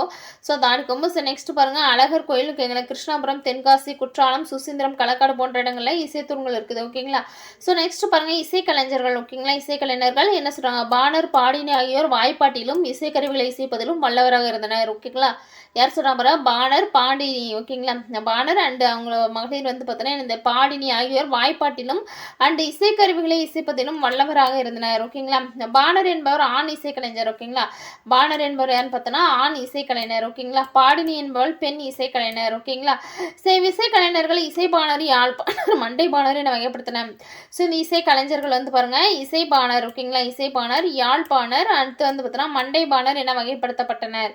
ஸோ தொலைக்கருவி வாசிப்போர், தோல்கருவி வாசிப்போர், நரம்பு கருவி இசைப்போர் ஓகேங்களா, அதை கண்டத்தால் பாடுவோர் எனவும் வகைப்படுத்தப்பட்டுள்ளதை சிலப்பதிகாரம் இந்திரவிழாவூர் எடுத்த காதை கூறுகிறது. ஸோ இங்கே பாருங்க, இங்கே என்ன சொல்கிறாங்கன்னா அதை இசைக்கலைஞர்களை வகைப்படுத்தியிருக்காங்க, இசைபாணர் ஓகேங்களா, யாழ்ப்பாணர், அடுத்து மண்டைபாணர். அதே மாதிரி தொலைக்கருவி வாசிப்புங்க, துளை ஓகேங்களா, என்ன புல்லாங்குழல் துளை இல்லைங்களா. ஸோ தொலைக்கருவி, அடுத்து வந்து பார்த்தோன்னா என்னது முரசு தோல்கருவி. ஸோ அடுத்து வந்து பார்த்தோன்னா நரம்பு கருவி யாழ்வினை ஓகேங்களா. அடுத்து வந்து பார்த்தோன்னா என்னது கண்டத்தால் பாடுவோர் பார்த்தோம் இல்லைங்களா. ஸோ அதை பார்த்தோன்னா கண்டத்தால் பாடப்படக்கூடியவர், அதாவது கண்டத்தால் என்னது இப்போ ஆல்ரெடி பார்த்தா அந்த மிடரு கழுத்துன்னு பார்த்தோன்னீங்களா. ஸோ அது கண்டத்தால் பாடப்படுவோர் என வகைப்படுத்தப்பட்டுள்ளதை சிலப்பதிகார இந்திரவிழா ஊர் எடுத்த காதை குறிப்பிடுகிறது. ஓகேங்களா. ஸோ நெக்ஸ்ட் பாருங்கள், இசைப்பாணர்கள் வாய்ப்பாட்டு பாடுவதில் வல்லவராக இருந்தனர். ஸோ இசைப்பாணர்கள் வாய்ப்பாட்டு பாடுவதில் வல்லவர்களாக இருந்தனர். யாழ் என்னும் இசைக்கருவிகளை மீட்டுவதில் வல்லவர்களை யாழ்ப்பாணர் என அழைத்தனர். ஸோ அப்போ இசைப்பாணர்கள் வாய்ப்பாடு இந்த நோட் பண்ணிக்கோங்க. இசைப்பாணர்கள் வாய்ப்பாட்டு பாடுவதில் வல்லவர்களாக இருந்தனர். அதே யாழ் என்னும் இசைக்கருவிகளை மீட்டுவதில் வல்லவர்களை யாழ்ப்பாணர். ஓகேங்களா. யாழ் என்னும் இசைக்கருவியை மீட்டுவதில் வல்லவர்களாக இருந்தவங்க யாழ்ப்பாணர்னு சொன்னாங்க. ஸோ நெக்ஸ்ட் பாருங்க, சிறுபானாற்றுப்படை பெரும்பானாற்றுப்படை ஆகிய இலக்கியங்களில் யாழ்ப்பாணர் பற்றிய செய்திகள் மிகுதியாக உள்ளன. இந்த சிறுபானாற்றுப்படை இருக்கு இல்லைங்களா, நல்லூர் நத்தத்தனார் எழுதிய சிறுபானாற்றுப்படையும் அதே மாதிரி பார்த்தோன்னா என்னது கடலூர் உருத்திரங்கனார் எழுதிய பெரும்பானாற்றுப்படை இந்த 2 நூலுமே வந்து பார்த்தோன்னா இந்த யாழ்ப்பாணர் பற்றிய செய்திகள் மிகுதியாக இருக்கிறதா சொல்லியிருக்காங்கப்பா. ஓகேங்களா. ஸோ நெக்ஸ்ட் பாருங்க, மண்டை எனப்படும் ஓட்டினை கையில் ஏந்தி பாடியவர்கள் மண்டை பாணர். இது வேற ஒன்றும் கிடையாது. மண்டை எனக்கூடிய அந்த ஓட்டை வந்து பார்த்தோன்னா மண்டை ஓடு இருக்கு இல்லைங்களா, மண்டை ஓட்டினை கையில் ஏந்தி பாடியவர்கள் மண்டை பாணர் என அழைக்கப்பட்டனர். ஓகேங்களா. ஸோ நெக்ஸ்ட் பாருங்க, இக்கலைஞர்கள் திருவிழாக்களிலும் ஸோ எங்கெங்க பாடுவாங்கன்னு சொல்லியிருக்காங்க, வேற ஒன்றும் கிடையாது. ஸோ நெக்ஸ்ட் பாருங்க, சங்க இலக்கியமும் இசையும். ஓகேங்களா. சங்க காலத்தில் இலக்கியமும் இசையும் எப்படி இருந்ததுன்னு சொல்றாங்க. சங்க காலத்து நிலத்தை அடிப்படையாக கொண்டு இசைக்கு பெயர்கள் சொல்லப்பட்டன. ஓகேங்களா. சங்க காலத்தில் நிலத்தை அடிப்படையாக கொண்டுதான் இசைக்கு பெயர்கள் சொல்லப்பட்டன சொல்லியிருக்காங்க. குறிஞ்சி நிலத்திற்கு வந்து பார்த்தோன்னா குறிஞ்சி பண், முல்லை நிலத்திற்கு சதாரி. ஸோ இந்த நோட் பண்ணிக்கோங்க. குறிஞ்சி நிலத்திற்கு வந்து பார்த்தோன்னா குறிஞ்சி பண்ணு, முல்லை நிலத்துக்கு வந்து பார்த்தோன்னா சாதாரி. ஓகேங்களா. சாதாரி. பாலைக்கு வந்து பார்த்தோன்னா பஞ்சுர பண்ணு, நெய்தலுக்கு செவ்வழி பண்ணு, மருதத்திற்கு மருத பண் என 5 வகை பண்கள் இருந்தன. ஸோ அப்போ நிலத்திற்கு ஏற்ற 5 வகை பண்கள். ஓகேங்களா.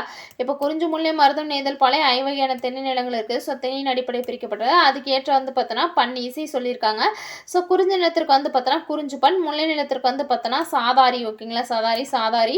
ஸோ பாலைக்கு வந்து பார்த்தோன்னா பஞ்சுர பண், நெய்தலுக்கு வந்து பார்த்தோன்னா செவ்வழி. ஓகேங்களா. நெய்தல் செவ்வழி பண். ஸோ நெக்ஸ்ட் மருத நிலத்திற்கு மருத பண்ணை கொடுத்துருக்காங்க. ஓகேங்களா. ஸோ நெக்ஸ்ட் பாருங்க, மலைசாரல் பகுதியில் விளைந்திருந்த திணைப்பயிரை உண்ண வந்த காட்டு யானை அப்பயிரை காவல் காத்த பெண் இசைத்த குறிஞ்சி பண்ணை கேட்டு பயிரை உண்ணாமல். ஓகேங்களா. இசையில் மெய்மருந்துன்றதே அகநானூறு சொல்லுது. ஓகேங்களா. யானை பார்த்துக்கோங்க, யானையை பற்றி சொல்கிறாங்க. அப்போ அது அகநானூரில் வரணும். ஓகேங்களா. அப்போ என்னது, ஒரு மலைச்சாரல் பகுதியில் வந்து விளைந்திருந்த திணைப்பயிரை ஒன்று வந்த காட்டு யானை அப்பயிரை வந்து காவல் காத்த பெண் இசைத்த அந்த குறிஞ்சி பண்ணை கேட்டு, எந்த பண் பாருங்க, குறிஞ்சி பண்ணை கேட்டு பயிரை உண்ணாமல் நின்று இருக்குது. இந்த செய்தி எந்தாலும் சொல்லியிருக்காங்க, அகநானூறு நூலில் சொல்லியிருக்காங்க. ஓகேங்களா. ஸோ நெக்ஸ்ட் பாருங்க, வேற என்ன சொல்கிறாங்க. போரில் புண்பட்டு வீரனை வந்து பார்த்தோன்னா போரில் புண்பட்டு வீரனை பேய்களிடமிருந்து காப்பாற்ற காஞ்சி பண் பாடப்பட்டதாக புறநானூறு சொல்லுதுப்பா. ஸோ நோட் பண்ணுங்க, என்ன பண்ணுறாங்க, போரில் புண்பட்ட வீரனை பேய்களிடமிருந்து காப்பாற்ற காஞ்சி பண் பாடப்பட்டதாக புறநானூறு கூறுகிறது. ஓகேங்களா. ஸோ நெக்ஸ்ட் பாருங்க, யாழ் என்னும் இசைக்கருவிகளால் கலைஞர்கள் மருத பண்ணை பாடி பொழுது விடிந்ததாக மதுரை காஞ்சி கூறுகிறது. அப்போ பாருங்க, இந்த இடத்துல நோட் பண்ணுங்க, யாழ் என்னும் இசைக்கருவிகளால் ஓகேங்களா கலைஞர்கள் மருத பண். ஸோ அந்த பாருங்க, கலைஞர்கள் வந்து பார்த்தோன்னா மருத பண்ணை பாடிய பொழுதுதான் பொழுது விடிந்ததாக யார் சொல்லியிருக்குது, மதுரை காஞ்சில சொல்லியிருக்காங்க. ஓகேங்களா. ஸோ மேலும் வந்து பார்த்தோன்னா அது ஆகுலி முழவு என்னும் கருவிகளை கொண்டு செவ்வழி பண்ணை மாலை நேரத்தில் இசைத்தனர். ஓகே, எங்க என்ன சொல்ல பாருங்க, ஆகுலி. ஓகேங்களா. ஆகுலி அண்ட் முழவு என்னும் கருவிகளை கொண்டு செவ்வழி பண்ணை மாலை நேரத்தில் இசைத்தனர். ஓகேங்களா என்பதை சுட்டுகிறது. ஸோ நெக்ஸ்ட் பாருங்க, செவ்வழி பண்ணை கேட்டு தலைவனை பிரிந்த தலைவி மிகவும் வருத்தம் கொண்டாள் என்ற செய்தி உண்டு. ஸோ அந்த செவ்வழி பண்ணை இருக்கு இல்லைங்களா, செவ்வழி பண்ணை வந்து கேட்டு தலைவனை பிரிந்த தலைவி மிகவும் வருத்தம் கொண்டது செவ்வழி பண். ஓகேங்களா. ஸோ நெக்ஸ்ட் பாருங்க, நிலத்தை அடிப்படையாக கொண்ட பண்களை தவிர, ஸோ நிலத்தை அடிப்படையாக கொண்ட பண் வந்து பார்த்தோன்னா குறிஞ்சி பண் பார்த்தோம், முல்லைக்கு வந்து சாதாரி பார்த்தோம், அடுத்து வந்து பாலை வந்து பஞ்சுர பண் பார்த்தோம், ஸோ அடுத்து வந்து பார்த்தோன்னா நெய்தல் வந்து செவ்வழி பண் பார்த்தோம், அடுத்து வந்து பார்த்தோன்னா என்னது இன்னும் ஒரு பண் எதை மிஸ் பண்ணுறோமே.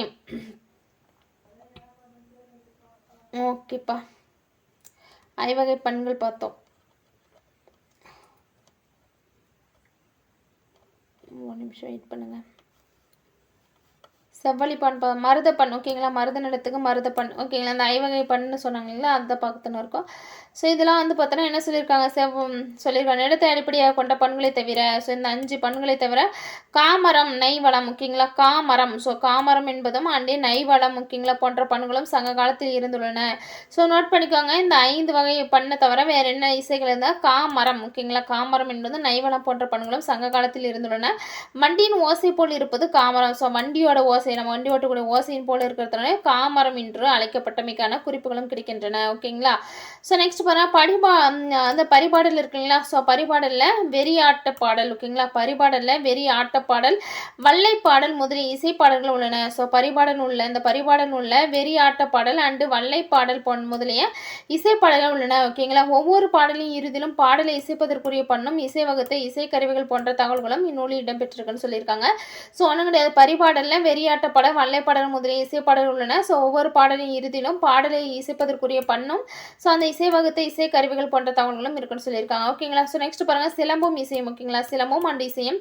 ஸோ இசை ஆசிரியன் மத்தளம் இசைக்கும் தன்னுரிமை ஆசிரியன். ஓகேங்களா. அதாவது இசை ஆசிரியன் மத்தளம் இசைக்கும் தன்னுமை ஆசிரியன், வேங்குழல் ஊதுவோன். ஓகேங்களா. யாழ் ஆசிரியன் என பலரும் மாதவி நாடக ஓகேங்களா மாதவியோட அந்த நாடக அரங்கில் ஆடும் ஆடலுக்கு துணை நின்றார்கள் என சிலம்பு கூறுகிறது. ஓகேங்களா. இந்த இடத்துல நோட் பண்ணுங்கப்பா. அதாவது சிலம்பம் இசையும். ஸோ சிலம்பு இந்த இடத்துல சிலப்பதிகாரம். ஓகேங்களா. சிலப்பதிகாரம் இந்த இசையை பற்றி சொல்லியிருக்குப்பா. ஓகேங்களா. சிலப்பதிகாரம் என்ன சொல்லுது பாருங்க, இசையை பற்றி சொல்லியிருக்குது. என்ன சொல்ல வராங்கன்னா, சிலப்பதிகாரத்தில் அதை இசை ஆசிரியன் மத்தளம் இசைக்கும் தன்னுமை ஆசிரியன், வேங்குழல் ஊதுவோன், யாழ் ஆசிரியன் என பலரும் மாதவி நாடக அரங்கில் ஆடும் ஆடலுக்கு துணை நின்றார்கள் என சிலம்பு கூறுகிறது. ஓகேங்களா. ஸோ நெக்ஸ்ட் பாருங்க இசையின் இயக்கங்களை அடிப்படையாக கொண்டு முதல் நடை. ஓகேங்களா. வாரம், கூடை, திரள் என இசை வகைப்படுத்தப்பட்டுள்ளது. ஸோ இசையோட அந்த இயக்கங்களை அடிப்படையாக கொண்டு தான் முதல் நடை. ஓகேங்களா. வாரம், கூடை, திரள் என இசை வகைப்படுத்தப்பட்டுள்ளது. ஓகேங்களா. மந்த நடையாக தாழ்ந்து செல்லும் முறையில் இசைக்கப்படுவது முதல் நடை. ஓகேங்களா. மந்த நடையாக தாழ்ந்து செல்லும் முறையில் இசைக்கப்படுவது எதுன்னு பார்த்தோன்னா முதல் நடை. ஓகேங்களா. முடுகி செல்லும் விரைந்த நடை உடையது திரள். ஓகேங்களா. நோட் பண்ணிக்கோங்க. நடையை பற்றி கொடுத்துருக்காங்க. ஒரு நாடகத்தில் என்னென்ன வகை இருக்கு பாருங்க. அதாவது பார்த்தோன்னா மந்த நடையை தாழ்ந்து செல்லும் முறையில் இசைக்கப்படுவது முதல் நடைன்னு சொல்றாங்க. முடுகி செல்லும் அதை விரைந்து செல்வது விரைந்த நடை உடையது பார்த்தோன்னா திரள்னு சொல்றாங்க. ஓகேங்களா. ஸோ நெக்ஸ்ட் பாருங்க இரண்டுக்கு இடைப்பட்ட இசை நடையை உடையது வாரம். இரண்டுக்கும் இடைப்பட்டது பார்த்தோன்னா வாரம்னு சொல்றாங்க. ஓகேங்களா. சொற்செருவம் இசை செருவம் உடையது கூடை ஆகும். ஸோ இந்த நடையில பார்த்தோன்னா இது சொற்செருவம் அண்ட் இசை செருவம் உடைய அந்த நடை பார்த்தோன்னா என்ன சொல்றாங்க, கூடை அப்படின்னு சொல்றாங்க. ஓகேங்களா. ஸோ நெக்ஸ்ட் பாருங்க என்ன சொல்றாங்க, அரங்கேற்று காதை, ஆட்சியர் குறவை, காணல் வாரி, வேநீர் காதை, கடலாடு காதை. ஓகேங்களா. அதாவது புறஞ்சேரி இருத்த காதை. ஓகேங்களா. புறஞ்சேரி இருத்த காதை. ஸோ முதலிய பகுதிகள் இசை குறிப்புகள் நிரம்பியவை. ஸோ அங்கே பாருங்க அரங்கேற்று காதை. ஓகேங்களா. அரங்கேற்று காதை, ஆட்சியர் குறவை. ஓகேங்களா. காணல் வரி பாடல். ஸோ அடுத்து பார்த்தோன்னா வேநீர் காதை, கடலாடு காதை. ஓகேங்களா. புறஞ்சேரி இருத்த காதை. ஓகேங்களா. புறஞ்சேரி இருத்த காதை. ஸோ முதலிய பகுதியில் இசை குறிப்புகள் நிரம்பியவை. மேலும் பார்த்தோன்னா யாழ் அமைப்பு, யாழ் இசையின் அமைப்பு முதலையும் கூறப்பட்டுள்ளன. இதில் நம்மளுடைய நூல் சிலப்பதிகாரத்தை. ஸோ என்னது காதை அமைப்பு சொல்கிறாங்க இல்லைங்களா. ஸோ நெக்ஸ்ட் பாருங்க மேலும் பெருங்கதை போன்ற காப்பியங்களிலும் இசை பற்றிய குறிப்பு இருக்குது. பெருங்கதை போன்ற காப்பியங்களிலும் இசை பற்றிய குறிப்புகள் உள்ளன. ஓகேங்களா. ஸோ நெக்ஸ்ட் பாருங்க பக்தி இயக்கமும் இசையும். ஓகேங்களா. பக்தி இயக்கமும் அண்ட் இசையும் செயலை பண் அமைப்போடு படிப்பாளனே படிப்பது ஒரு வகை. ஸோ ஓகே என்ன பாருங்க அதாவது செயலை பார்த்தோன்னா பண் அமைப்போடு ஒரு செயல் ஒரு பாடலை அந்த இசை அமைப்போடு படைப்பாளனே அந்த செயலை ஈற்றவரை படிப்பது ஒரு வகை சொல்றாங்க. செயலை எழுதிய பின் வேறொருவர் பண்ணி இசைப்பது. செயலியை எழுதிய பின்னாடி வேற ஒருத்தர் அதுக்கு பார்த்தோன்னா என்னது இசை அமைப்பது. பண் என்றால் இசை இல்லைங்களா. பண்ணி இசைப்பது மற்றொரு வகைன்னு சொல்றாங்க. ஓகேங்களா. தேவாரம் முதல் வகையை சேர்ந்தது. ஸோ தேவாரம் என்பது பார்த்தோன்னா என்னது நம்மளுடைய நாயன்மார்களால் எழுதப்பட்டது தானே தேவாரம். ஸோ அந்த தேவாரம் பார்த்தோன்னா என்ன சொல்லியிருக்காங்கன்னா அதாவது முதல் வகை சேர்ந்தாங்க. முதல் வகைன்றது செயலை ஏற்றிய வரையே பார்த்தோன்னா அதற்கு இசை அமைத்தது. ஓகேங்களா. அதை தான் சொல்கிறாங்க. ஸோ தேவாரம் முதல் வகையை சேர்ந்தது என்பார். ஓகேங்களா. மாணிக்க வாசகர் தேவாரங்களை ஓகேங்களா இந்த மாணிக்க வாசகருடைய தேவாரங்களை பண் சுமந்த பாடல் என்று கூறுகிறார். ஓகேங்களா. மாணிக்க வாசகர் இருக்கார் இல்லைங்களா. மாணிக்க வாசகர் என்னது திருவாசகம் தானே. திருவாசகத்தை எழுதியவர் மாணிக்கவாசகர் தானே. ஸோ அப்போ மாணிக்கவாசகர் என்ன சொல்றாரு, தேவாரங்களை பண் சுமந்த பாடல். ஓகேங்களா. பண் சுமந்த பாடல் என்று பண்ணை இசை சுமந்த பாடல் என்று கூறுகிறார். ஓகேங்களா. ஸோ எனவே இறைவனின் அருளை சொற்களாக்கி இசைப்படுத்தியவர்கள் திருஞான சம்பந்தர், நாவுக்கரசர், சுந்தரர் ஆகியோர் எனலாம். ஏன்னா இவங்களாம் பார்த்தோன்னா என்னது ஸோ இதில் வராங்க இல்லைங்களா, அதாவது சைவ சமயம். ஓகேங்களா. நாயன்மார்கள் இருக்காங்க இல்லையா அவங்க. ஓகேங்களா. ஸோ ஞானசம்பந்தர், நாவுக்கரசர், சுந்தரர். ஓகேங்களா. அடுத்து மாணிக்கவாசகர் இவங்களாம் பார்த்தோன்னா சைவ சமய குறவர்கள் 4 பேர்னு சொல்கிறாங்களே அவங்க. ஓகேங்களா. ஸோ நெக்ஸ்ட் பாருங்க ஆணிர்களை மேய்க்கும் பணியை மேற்கொண்ட பொழுது. ஓகேங்களா. ஆணிரை பசுக்களை மாடுகளை மேய்க்கும் பணியை மேற்கொண்ட பொழுது காலையில் மேய்ச்சலுக்கு போவதும் மாலையில் வீடு திரும்புவதும் வழக்கம். ஓகேங்களா. ஒரு நாள் பார்த்தோன்னா மாலை நேரம் வந்தவுடன் ஆணிர்களையும் எருமைகளும் வந்து விட்டன. ஓர் எருமை மட்டும் காணவில்லை. தேடி பார்க்கிறார். ஓகேங்களா. ஸோ கண்ணுக்கு புலப்பட வேணும் அவ்வெருமையின் கனைப்புலி மட்டும் கேட்கிறது. கனைப்புலியை கேட்ட அவர் தன் கையில் இருந்த வேகுழலை ஓகேங்களா வேய்குழல் இருக்குங்களா, முல்லை நிலத்துக்குரிய இதுதானே வேய்குழல் ஓகேங்களா. அந்த வேய்குழலை எடுத்து ஊதி இசையை எழுப்பினர். ஸோ அவ்விசையை கேட்ட அந்த எருமை எழுப்பப்பட்ட இடத்திற்கு வந்து மற்ற மாடுகளோடு சேர்ந்து வீடு அடைந்ததாக திருஞான சம்பந்தர். ஸோ இந்த கதை ஃபுல்லாக எதுக்கு சொல்கிறாங்கன்னா, இந்த திருஞான சம்பந்தர் வந்து பார்த்தோன்னா பாடிய அந்த இசையை கேட்டு அந்த மாடு வந்து திரும்பி வந்துருச்சு எருமை. ஸோ இதை தான் சொல்கிறாங்க. இது வந்து நமக்கு தமிழ் புக்கில் கொடுத்துருப்பாங்க. ஏன்னா திருவண்ணாமலை சாரல் பகுதியில் திருஞான சம்பந்தர் வாசித்தார். ஸோ அதை கேட்டு எருமை இனம் வந்து சேர்ந்தது அப்படின்ட்டு பார்த்துருப்போம் ஓகேங்களா. அதுதான் பாருங்கள் யார் திருஞான சம்பந்தர், திருவண்ணாமலை அது ஓகேங்களா, அந்த மலைப்பகுதி. ஸோ நோட் பண்ணிக்கோங்க, இப்போ தமிழ் புக்கில் கொடுத்துருக்காங்க ஓகேங்களா. ஸோ நெக்ஸ்ட் பாருங்கள் திருநாவுக்கரசர் ஓகேங்களா, திருவதிகை என்னும் ஊருக்கு சென்று இறைத்தொண்டு புரிந்து வந்தார். ஸோ அப்போ திருநாவுக்கரசர் திருவதிகை ஓகேங்களா. திருநாவுக்கரசர் பாருங்கள், இது திருஞான சம்பந்தர் முடிஞ்சு போச்சு. ஸோ நெக்ஸ்ட் திருநாவுக்கரசர் அப்பர் திருவதிகை என்னும் ஊருக்கு சென்று எதை இறைத்தொண்டு புரிந்து வந்தார். அவ்வூரில் உள்ள சிவபெருமானை வணங்க சுந்தரர் ஒரு முறை செல்கிறார். ஸோ அதாவது திருநாவுக்கரசர் இருக்கார் இல்லைங்களா, அவர் வந்து திருவதிகை சென்று இறைத்தொண்டு புரிந்து வந்தார். ஸோ அந்த ஊருக்கு சிவபெருமானை வணங்க யார் சுந்தரர் ஒரு முறை செல்கிறார் ஓகேங்களா. திருநாவுக்கரசர் வந்து சென்ற ஊரை ஸோ தன்னுடைய காலால் மிதிப்படக்கூடாதுன்ட்டு என்ன பண்ணுறாரு பாருங்க, காலால் மிதிக்கக்கூடாது என சுந்தரர் அதை எண்ணிய சுந்தரர் ஊருக்குள் போகாமல் ஊருக்கு வெளியே உள்ள ஓகேங்களா சித்த வடமடத்தில் தங்கினார். என்ன பிளேஸ் பாருங்க, சித்த வடமடத்தில் தங்கி உறங்குகிறார் ஓகேங்களா. அப்போதால் சுந்தரர் தலை மீது சிவபெருமான் தன் பாதங்களை வைத்து அருள் புரிந்தார் ஓகேங்களா. சிவனின் இந்த அருளை எண்ணி ஓகேங்களா அதை என்ன பாடல் பாடுறாரு பாருங்க, தம்மையானை அறியாத ஓகேங்களா, தம்மானை. ஸோ தம்மானை அறியாத என்னும் பதிகத்தை பாடினா ஓகேங்களா, தம்மானை அறியாத என பதிகத்தை பாடினா ஸோ என்பது வரலாறு. பதிகம் கொல்லி கௌவனம் ஓகேங்களா. ஸோ கொல்லி கௌவானம் என்னும் பண்ணில் அமைந்தது. இந்த பாடல் பாருங்க, இந்த தம்மானை அறியாத என்னும் பதிகத்தை பாடியவர் வந்து பார்த்தோன்னா யாரு, ஸோ சிவனுடைய இந்த அருளை எண்ணி இவர் பாடியிருக்காரு ஓகேங்களா, யாரு சுந்தரர். ஸோ அந்த பாடலை பாடும்போது இந்த பதிகம் வந்து பார்த்தோன்னா என்னது கொல்லி கௌவானம் ஓகேங்களா, என்ன இந்த பண்ணு இசையில் அமைந்தது ஓகேங்களா, கொல்லி கௌவானம் என்ற பண்ணில் அமைந்ததாக சொல்லியிருக்காங்க. ஸோ நெக்ஸ்ட் பாருங்க, பின்னொரு தருணத்தை திருவாரூர் இருக்கு இல்லைங்களா, திருவாரூர் உள்ள சிவபெருமானை பற்றி பாடிய பதிகம் வந்து பார்த்தோன்னா கொல்லி பண்ணியில் அமைந்ததாகும். ஸோ அப்புறம் பின்னொரு தருணத்தில் என்ன பண்ணியிருக்காங்க, திருவாரூரில் இருக்கக்கூடிய சிவபெருமானை பற்றியது இவர் தான் பாடியிருக்கார் சுந்தரே. இதுவும் வந்து பார்த்தோன்னா என்னது கொல்லி பண்ணில் அமைந்தது சொல்லியிருக்காங்க ஓகேங்களா. கொல்லி கௌவானம் ஓகேங்களா, கொல்லி கௌவானம் கொல்லிப்பண் ஆகிய இவ்விரு பண்களும் நள்ளிரவில் பாடப்பட்டதாக சேக்கிலார் கூறுகிறார் ஓகேங்களா. ஓகே வாங்க என்ன சொல்றாங்க பாருங்க. ஓகேப்பா நெக்ஸ்ட் என்ன சொல்கிறாங்க பாருங்கள், இப்பாடல்களும் ஸோ இவற்றின் பண்ண அமைப்புகளும் இந்த பாடல்களும் இதோட பண்ண அமைப்புகளும் வந்து பார்த்தோன்னா இந்த மறையும் நிலையில் இருந்தன. ஸோ அப்போது வந்து பார்த்தோன்னா திருமுறை கண்ட சோழன் ஓகேங்களா, திருமுறை கண்ட சோழன் யாழ்ப்பாணர் ஓகேங்களா மரபில் வந்த பாடினியை கொண்டு அந்த இடத்த நோட் பண்ணிக்கோங்க. திருமுறை கண்ட சோழன் என்ன பண்ணுறாருன்னா யாழ்ப்பாணர் மரபில் வந்த பாடினியை கொண்டு அப்பாடல்களின் பழைய பண்ண அமைப்புகளுக்கு புத்துயிர் அளித்தான் ஓகேங்களா. அப்போ பாருங்க, பழைய பண்ண அமைப்புகளுக்கு புத்துயிர் அளித்தான்னு பார்த்தோன்னா திருமுறை கண்ட சோழன் ஓகேங்களா, யாழ்ப்பாணர் மரபில் வந்த பாடினியை கொண்டு அப்பாடல்களுடைய பழைய பண்ண அமைப்புகளுக்கு புத்துயிர் அளித்தவர் ஓகேங்களா. சில புதிய பண்களும் தோற்றுவிக்கப்பட்டன ஓகேங்களா. இச்செய்தியை திருமுறை கண்ட புராணம் கூறுகிறது. ஸோ இந்த செய்தி யார் சொல்றது, திருமுறை கண்ட புராணம் கூறுகிறது ஓகேங்களா. இப்பண்களை கோவிலில் பாட ஓதுவர் என்னும் இசைக்கலைஞர்களும் நியமித்தவனும் இம்மன்னனே. ஸோ அப்போ பாருங்க, திருமுறை கண்ட சோழன் இருக்கார் இல்லைங்களா. ஸோ திருமுறை கண்ட சோழன் இருக்கிறவர் வந்து பார்த்தோன்னா என்ன பண்ணியிருக்காரு, அதாவது கோவில்களில் ஓதுவார் இருப்பாங்க இல்ல ஓகேங்களா, பண்களை கோவிலில் பாட ஓதுவார் இருப்பாங்க. அந்த ஓதுவார் என்னும் இசை கலைஞர்களை நியமித்தவரும் சோழர் தான் ஓகேங்களா. இம்மன்னனே வந்து பார்த்தோன்னா கொடுத்துருக்காங்க. ஸோ ஓதுவர்களின் பணி வந்து பார்த்தோன்னா இன்றும் தொடர்கிறது. எஸ் ஓதுவார்கள் இன்றும் இருக்காங்க ஓகேங்களா. ஸோ நெக்ஸ்ட் பாருங்கள், முதலாம் மகேந்திரவர்மன் இசை நாடகம் ஓவியம் முதலிய கலைகளில் வல்லவனாக இருந்தார். ஸோ முதலாம் மகேந்திரவர்ம பல்லவன் இசை நாடகம் ஓவியம் முதலிய கலைகளில் வல்லவனாக இருந்துள்ளான். ஸோ மன்னனால் பொறிக்கப்பட்ட குடுமியான் மலை கல்வெட்டின் முடிவில் ஓகேங்களா. ஸோ குடுமியான் மலை கல்வெட்டுடைய முடிவில் என்ன இருக்குங்க, 8ற்கும் 7ற்கும் இவை உரியன ஓகேங்களா. குடுமியான் மலை கல்வெட்டோட இறுதி வரி என்னன்னு கேட்கலாம். ஸோ பாருங்கள், 8ற்கும் 7ற்கும் இவை உரியன என்ற தொடர் உள்ளது.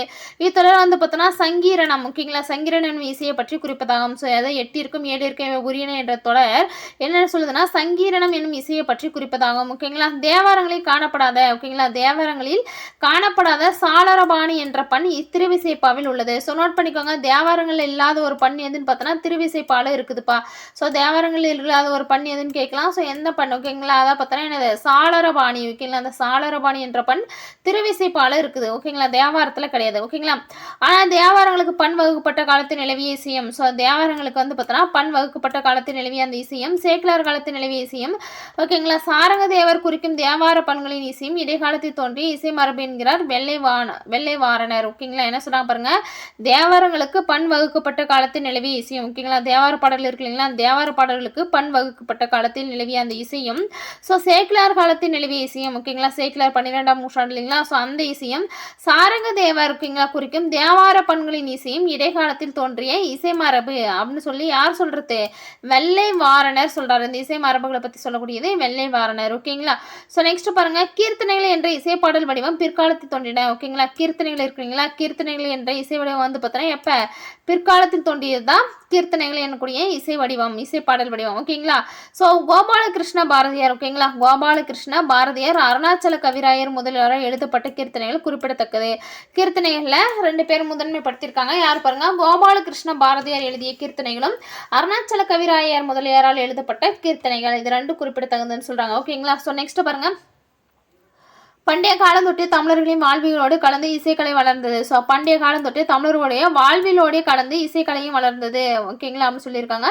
சங்க காலத்து பாணர்களும் ஓகேங்களா. என்ன சொல்றாங்க பாருங்க, சங்க காலத்து பாணர்களும் பாடினிகளும் ஓகேங்களா. சங்க காலத்துல இருந்த பாணர்கள் அண்ட் பாடினிகள் ஒரு நிமிஷம். பண்டைய காலம் தொட்டு தமிழர்களையும் வாழ்வியோடு கலந்தது எதுன்னு பார்த்தோன்னா நம்மளுடைய இசைக்கலை வளர்ந்து வந்துள்ளது. சங்க காலத்து பாணர்களும் பாடினிகளும் விரலியரும் இசையை வளர்த்து வந்துள்ளன. சங்க காலத்தில் இருந்த பாணர்கள் பாடினிகள் ஓகேங்களா விரலியரும் இசையை வளர்த்து வந்துள்ளன. 5 வகை நிலப்பிரிவுகளுக்கு 5 வகை நிலப்பிரிவுகளுக்கு பார்த்தோன்னா யாழ், பண்ணு, பறை முதலியன அமைந்திருந்தன ஓகேங்களா. சங்கம் அறிவிய காலத்து தமிழகத்தை ஆட்சி செய்தவர்கள். சங்கம் அறிவிய காலம் கிபி 3ஆம் நூற்றாண்டுக்கு அப்புறம் சங்கம் அறிவிய காலம் இல்லைங்களா, கிபி 4ஆம் நூற்றாண்டுலேருந்து 6ஆம் நூற்றாண்டு வரைக்கும் சங்கம் அறிவிய காலம். இந்த சங்கம் அறிவிய காலத்தை பார்த்தோன்னா தமிழகத்தை ஆட்சி செய்தவர்கள் களப்பிரர்கள் ஓகேங்களா. சங்கம் அறிவிய காலத்தை தமிழகத்தில் ஆட்சி செய்தவங்க யாருன்னு பார்த்தோன்னா களப்பிரர்கள் ஓகேங்களா. நெக்ஸ்ட் பாருங்க, களப்பிரர்கள் சமண சமயத்தை தழுவினர் ஓகேங்க. களப்பிரர்கள் சமண சமயத்தை தழுவினர். அரை இலக்கியங்கள் சங்கம் அறிவிய காலத்தில் தோன்றின. இந்த அரை இலக்கியங்கள் இருக்கு இல்லைங்களா, இது எல்லாமே சங்கம் அறிவிய காலத்தில் தோன்றின ஓகேங்களா. இவை பெரும்பான்மையும் வெண்பாய் ஆப்பிலாம் ஓகேங்களா. சங்கம் அறிவிய காலத்துல அரை இலக்கியங்கள் இருக்குங்களா, இந்த அரை இலக்கியங்கள் எல்லாமே பார்த்தோன்னா பெரும்பாலும் எல்லாமும் கிடையாது, பெரும்பாலுமே பார்த்தோன்னா இந்த வெண்பாய் ஆப்பிலே அமைந்ததுன்னு சொல்லியிருக்காங்கப்பா. ஆனா சங்க காலத்தில் வெண்பாய் ஆப்பு வழக்கில் இல்லை ஓகேங்களா. சங்க காலத்துல வெண்பாய் ஆப்பு வழக்கில் இல்லை அப்படின்னு சொல்லியிருக்காங்க. ஏன்னா சங்க காலத்துக்கு பின்னாடி வந்த அரை இலக்கியங்கள் தான் இருக்குது. அந்த அரை இலக்கியங்கள் சங்கம் அறிவிய காலத்தில் தோன்றியது. இது பெரும்பாலும் என்ன பண்ணியிருக்காங்க, வெண்பாய் ஆப்புல எழுதியிருக்காங்க. அமைந்தன்னு சொல்றாங்க. அதே சமயம் பார்த்தோன்னா வெண்பாய் ஆப்பு வழக்கு எப்ப இல்லைன்னா சங்க காலத்துல கிடையாது ஓகேங்களா. நெக்ஸ்ட் வர 17 கீழ்கணக்கு நூல்களில் திருக்குறள் ஓகேங்களா. 17 கீழ்கணக்கு இருக்கு இல்லைங்களா நூல்களில் திருக்குறள் இருக்கு. நாலடியார், நான்மணிக்கடிகை முதலியவற்றில் இசைக்கருவிகள் பற்றிய செய்திகள் காணப்படுகின்றன. அப்போ திருக்குறளை நாலடியார், நான்மணிக்கடிகை முதலியவற்றில் இசைக்கருவிகள் பற்றிய செய்திகள் காணப்படுகின்றன சொல்றாங்க. சோழர் கால காப்பியங்களும் ஓகேங்களா. சோழர் காலத்தோட காப்பியங்களும் அடுத்து நாயக்கர் கால சிற்றிலக்கியங்களும் தமிழோடு இசையும் சுமந்து நால்வர் இசை மரபு உருவாக்கியது. என்ன சொல்லலாம் பாருங்க, சோழர் கால காப்பியங்களும் அந்த நாயக்கர் கால சிற்றிலக்கியங்களும் தமிழோடு இசையும் சுமந்து நால்வர் இசை மரபை உருவாக்கியது அப்படின்னு சொல்லியிருக்காங்க ஓகேங்களா. இன்று பார்த்தோன்னா பண்ணோடு இசைக்கூறுகளும் உள்ளடக்கியதாக வளர்ச்சி பெற்றது. இன்றைய காலகட்டத்தில் பார்த்தோன்னா பண்ணோடு பார்த்தோன்னா இசைக்கூறுகளையும் ஓகேங்க உள்ளடக்கியதாக வளர்ச்சி பெற்றுள்ளதுன்னு சொல்லியிருக்காங்கப்பா. வேற என்ன நெக்ஸ்ட் பாருங்க, நடனக்கலை ஓகே. நடனக்கலை பற்றி கொடுத்துருக்காங்க. நடனக்கலை பார்க்கலாம் ஓகேங்களா. ஓகேப்பா. நெக்ஸ்ட் பாருங்க, நடனக்கலை ஓகேங்களா. நடனக்கலை டான்ஸ் என்ன சொல்றாங்க பாருங்க. நடனக்கலை பார்த்தோன்னா ஆடற்கலை, கூத்துக்கலை என்றும் அழைக்கப்படுகிறது. நம்மளுடைய நடனக்கலை என்ன சொன்னா ஆடற்கலை அண்ட் கூத்துக்கலை என்றும் அழைக்கப்படுகிறது. பழந்தமிழ் இலக்கண நூலான தொல்காப்பியத்தில் ஓகேங்களா. பழந்தமிழ் இலக்கண நூல் ஓகேங்களா. இலக்கண நூலான தொல்காப்பியத்தில் என்ன சொல்றாங்க, சில கூத்து வகைகள் கூறப்பட்டுள்ளன ஓகேங்களா. அவை பாருங்க என்ன சொல்றாங்க, வேலநாடும் வெறி கூத்து ஓகேங்களா. கூத்து வகைகள்ல என்ன சொல்லியிருக்காங்க, வேலநாடக்கூடிய வெறி கூத்து ஓகேங்களா. நெக்ஸ்ட் பாருங்க, வீரர்கள் ஆடக்கூடிய குத்து ஓகேங்களா. வீரர்கள் ஆடக்கூடிய கருங்குத்து ஓகேங்களா. அப்போ வேலை நாடக்கூடியது பார்த்தீங்கன்னா இந்த இடத்துல நோட் பண்ணிக்கோங்க, வேலை நாடும் ஓகேங்களா. வெறி குத்து ஓகேங்களா. வேலை நாடக்கூடியது பார்த்தோன்னா வெறி குத்து ஒன்று நோட் பண்ணிக்கோங்க. நெக்ஸ்ட் பார்த்தோன்னா வீரர்கள் ஆடக்கூடியது பார்த்தோன்னா கருங்குத்து ஓகேங்களா. வீரர்கள் ஆடக்கூடிய கருங்குத்து. நெக்ஸ்ட் பாருங்க, பெண்கள் ஆடும் வள்ளி குத்து ஓகேங்களா. பெண்கள் ஆடக்கூடிய வள்ளி குத்து ஓகேங்களா, 3ஆவதாக சொல்லியிருக்காங்க. நெக்ஸ்ட் பாருங்க, இளைய வீரனின் வெற்றியை பாராட்டி இருபாலரும் ஆண் பெண் இருபாலரும் ஆடும் ஓகேங்களா களநிலை குத்து ஓகேங்களா. அதாவது ஒரு இளைய வீரனுடைய வெற்றியை பாராட்டி இருபாலரும் ஆண் பெண் 2 பாலரும் பாடக்கூடிய ஓகே களநிலை கூத்து ஓகேங்களா. இது பாருங்க, இந்த ஒரு 4 வகையான கூத்தை பத்தி சொல்லியிருக்கு. இதுல தொல்காப்பியத்துல ஓகேங்களா, அதாவது இலக்கண நூலான தொல்காப்பியத்தை சொல்லியிருக்காங்க. இங்க பாருங்க, இலக்கண நூல் தொல்காப்பியத்தை சில கூத்து வகைகள் கூறப்பட்டன. அவை வேலை ஆடக்கூடியது வெறி கூத்து நோட் பண்ணிக்கோங்க. நெக்ஸ்ட் வீரர்கள் ஆடக்கூடியது பார்த்தோன்னா என்னது கருங்குத்து ஓகேங்களா. நெக்ஸ்ட் பாருங்க, பெண்கள் ஆடும் வள்ளி கூத்து. நெக்ஸ்ட் பாருங்க, ஒரு இளைய வீரனுடைய வெற்றியை பாராட்டி இருபாலரும் ஆடும் களநிலை கூத்து ஓகேங்களா. நெக்ஸ்ட் பாருங்க என்ன சொல்லியிருக்காங்க, நடன மரச்சிற்பம். ஸோ நடனத்திலே பாருங்கள் மரத்தால் செதுக்கப்பட்ட சிற்பம், நடன சிற்பம் இருக்குது. ஓகேங்களா. ஸோ நெக்ஸ்ட் பாருங்கள் சங்க காலத்தில் கூத்துக்கலையை வளர்த்தவர்கள் கூத்தர்கள். ஸோ சங்க காலத்தில் கூத்துக்கலையை வளர்த்தவர்கள் யார் பார்த்தோன்னா கூத்தர்கள் எனப்பட்டன. ஓகேங்களா. ஸோ நெக்ஸ்ட் பாருங்கள் கூத்தர் இன பெண்கள் விரலி. ஓகேங்களா. கூத்தர் இன பெண்கள் வந்து பார்த்தோன்னா விரலி, ஆடு மகள், ஆடுகள மகள். ஓகேங்களா. ஸோ அப்போ பாருங்கள் கூத்தர் இன பெண்களை எப்படி சொல்கிறாங்க, விரலின்னு சொல்கிறாங்க. ஓகேங்களா. ஆடு மகள் சொல்கிறாங்க, ஆடுகள மகள் சொல்கிறாங்க. ஓகேங்களா. என்றும் ஸோ நெக்ஸ்ட் பார்த்தோன்னா கூத்தர் இன ஆண்கள். ஓகேங்களா. ஆண்கள் என்ன சொல்ல பாருங்க கூத்தன். ஓகேங்களா. ஆடு மகன், ஆடுகள மகன் என்றும் அழைக்கப்பட்டன. ஓகேங்களா. பண்டிய அரசர்கள் கூத்தர்களை பாராட்டி பரிசளித்தனர். ஸோ பண்டிய அரசர்கள் கூத்தர்களை பாராட்டி பரிசளித்தனர். அரசர்கள் விரலியருக்கு பரிசளித்த செய்தினை கோவூர் கிழார். ஓகேங்களா. அரசர்கள் விரலியர்களுக்கு, ஓகேங்களா, நடன பெண்கள் இருக்காங்களே அவங்க விரலியர்கள். ஸோ விரலியர்களுக்கு பரிசளித்த செய்தியை கோவூர் கிழார், ஓகேங்களா, மாங்குடி மருதனார் போன்ற புலவர்கள் பாராட்டி பாடினர். ஸோ கோவூர் கிழார் கூட நம்ம 8th ஸ்டாண்டர்ட் தமிழ் ஓல்டு தமிழில் பார்ப்போம் இல்லைங்களா. கோவூர் கிழாருடைய ஒரு லெசனே வரும். ஓகேங்களா. ஸோ கோவூர் கிழார் அண்ட் மாங்குடி மருதனார், ஓகேங்களா, போன்ற புலவர்கள் பாராட்டி பாடியுள்ளன்னு சொல்லியிருக்காங்க. யாரை பற்றி, அதாவது இந்த விரலியர்களுக்கு பரிசளித்த செய்தியை பற்றி. ஓகேங்களா. ஸோ நெக்ஸ்ட் பாருங்கள் என்ன சொல்லியிருக்காங்க சிலப்பதிகாரத்தில். ஓகேங்களா. சிலப்பதிகாரத்தில் இளங்கோவடிகள் கூறும் நாடக மகளிர். ஓகேங்களா. சிலப்பதிகாரத்தில் இளங்கோவடிகள் கூறக்கூடிய நாடக மகளிர் என்னும் தொடர் வந்து பார்த்தோன்னா நடன மகளிர், கூத்த மகளிர், விரலியர் என்னும் பொருளையே அளிப்பதாக மா ராசமாணிக்கனார் கூறுகிறார். ஸோ பாருங்க இந்த இடத்துல சிலப்பதிகாரத்தில் இளங்கோவடிகள் கூறும் அந்த நாடக மகளிர். ஓகேங்களா. நாடக மகளிர் என்னும் தொடர் வந்து பார்த்தோன்னா ஸோ நடன மகளிர் என்றும் நடன மகளிர் அண்ட் கூத்த மகளிர் விரலியர் என்னும் பொருளையே அளிப்பதாக மா ராசமாணிக்கனார் குறிப்பிட்டுள்ளார் சொல்லியிருக்காங்க. ஓகேங்களா. ஸோ நெக்ஸ்ட் பாருங்க நடனம் கற்கும் பெண் தனது 7ஆம் வயது முதல், ஸோ நடனம் கற்கக்கூடிய பெண் வந்து பார்த்தோன்னா தன்னுடைய 7 வயதிலிருந்து 12ஆம் வயது வரை ஏறத்தாழ 6 ஆண்டுகள் நடனக்கலை பயிற்சி பெற்றிருக்க வேண்டும். ஓகேங்களா. நடனம் கற்கும் பெண் வந்து பார்த்தோன்னா என்னது 7ஆம் வகுப்பு வந்து ஒரு 12ஆம் வயது வரைக்கும் வந்து பார்த்தா 7வது வயது, ஓகே, 7 வயது முதல் 12 வயது வரை ஏறத்தாழ 6 ஆண்டுகள் நடனக்கலை பயிற்சி பெற்றிருக்க வேண்டும். ஓகேங்களா. நடனக்கலையை கற்பிக்கும் ஆசிரியர் தலைக்கோல் ஆசான் என்றும் அழைக்கப்பட்டார். ஸோ நோட் பண்ணிக்கோங்க நடனக்கலையை கற்பிக்கும் ஆசிரியர் என்ன சொல்றாங்க தலைக்கோல் ஆசான். ஓகேங்களா என்று அழைக்கப்பட்டார். இவர் வேத்தியல் பொதுவியல் என இருவகை கூத்துகளிலும் சிறந்தவராக இருத்தல் வேண்டும். ஸோ ஒரு ஆசான் நடனக்கலையை கற்பிக்கக்கூடிய ஒரு ஆசிரியர் எப்படி இருக்குன்னா வேத்தியல் கூத்து அண்ட் பொதுவியல் கூத்து. ஓகேங்களா. ஸோ வேத்தியல் கூத்துன்றது என்னது மன்னர்களுக்கான கூத்து. ஓகேங்களா.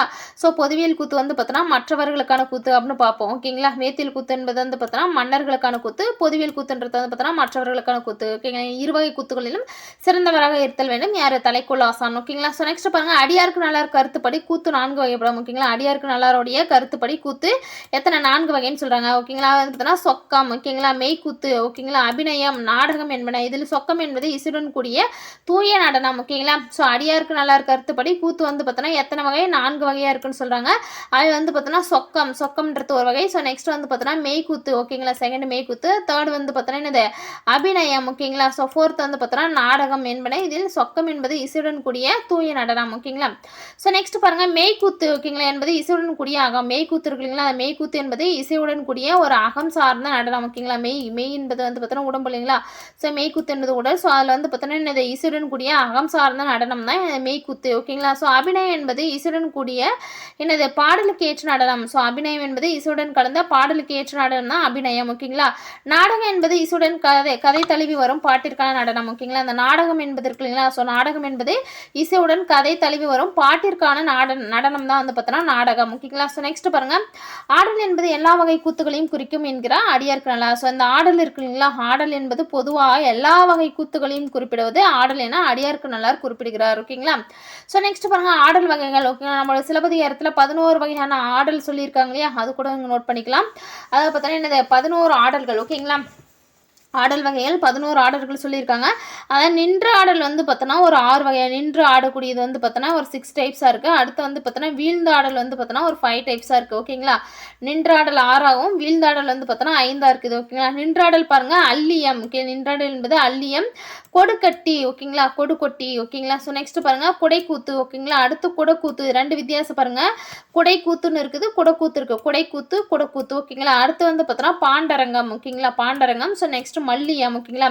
இது 6 நின்றாடல் பா. ஓகேங்களா. 11 வகையான ஆடல்களில் 6 வந்து நின்றாடல். அடுத்து வீழ்ந்தாடல் பாருங்கள் 5 இருக்குது. துடி ஓகேங்களா, கடையம் ஓகேங்களா, பேடு ஓகேங்களா. ஸோ நெக்ஸ்ட் மரக்கால் ஓகேங்களா, பாவை. இது 5 வந்து பார்த்தோன்னா வீழ்ந்தாடல். வீழ்ந்தாட பாருங்க, துடி இருக்கு, கடையம், பேடு ஓகேங்களா, மரக்கால், பாவை ஓகேங்களா. ஸோ நெக்ஸ்ட் பாருங்க, சிலப்பதிகாரத்தில் மாதவி 11 வகை ஆடல்களை ஆடினாள். ஸோ சிலப்பதிகாரத்தில் சொல்லியிருக்காங்க 11 வகை ஆடல்களை மாதவி ஆடினாள் என்று. அவை வந்து பாருங்க என்ன சொல்லியிருக்காங்க, அல்லியம். அல்லியம் என்பது எதில் பார்த்தோம், அதாவது நின்றாடக்கூடியது, நின்றாடலாம் அல்லியம். ஸோ நெக்ஸ்ட் வந்து பார்த்தோன்னா கொடுக்கொட்டி, கொடுக்கொட்டி நின்றாடக்கூடியது. ஸோ நெக்ஸ்ட் பாருங்க குடைக்கூத்து ஓகேங்களா, குடக்கூத்து, பாண்டுரங்கம் ஓகேங்களா. இந்த 5. ஸோ அது கூட வந்து பார்த்தோன்னா மல்லியம். 6 வந்து பார்த்தோன்னா நின்றாடல் ஓகேங்களா. அடுத்து பாருங்க துடி, கடையம், பேடு ஓகேங்களா. ஸோ மரக்கால் அண்ட் பாவை இதெல்லாம் இதில் சொல்லியிருக்காங்க. இதெல்லாமே வந்து பார்த்தோன்னா வீழ்ந்தாடல் ஓகேங்களா. 5 வந்து வீழ்ந்தாடல்.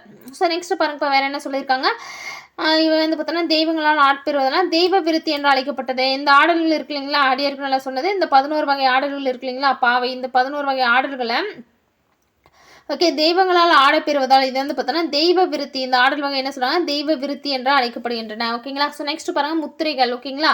முத்திரைகளை பொறுத்த வரைக்கும் அகக்கூத்து புறக்கூத்து என கூத்து வந்து பார்த்தோன்னா 2 வகைப்படும் ஓகேங்களா. அகக்கூத்து அண்டு புறக்கூத்து என வந்து பார்த்தோன்னா கூத்து வந்து 2 வகையாக சொல்லியிருக்காங்க, அகம் அண்டு புறம் ஓகேங்களா.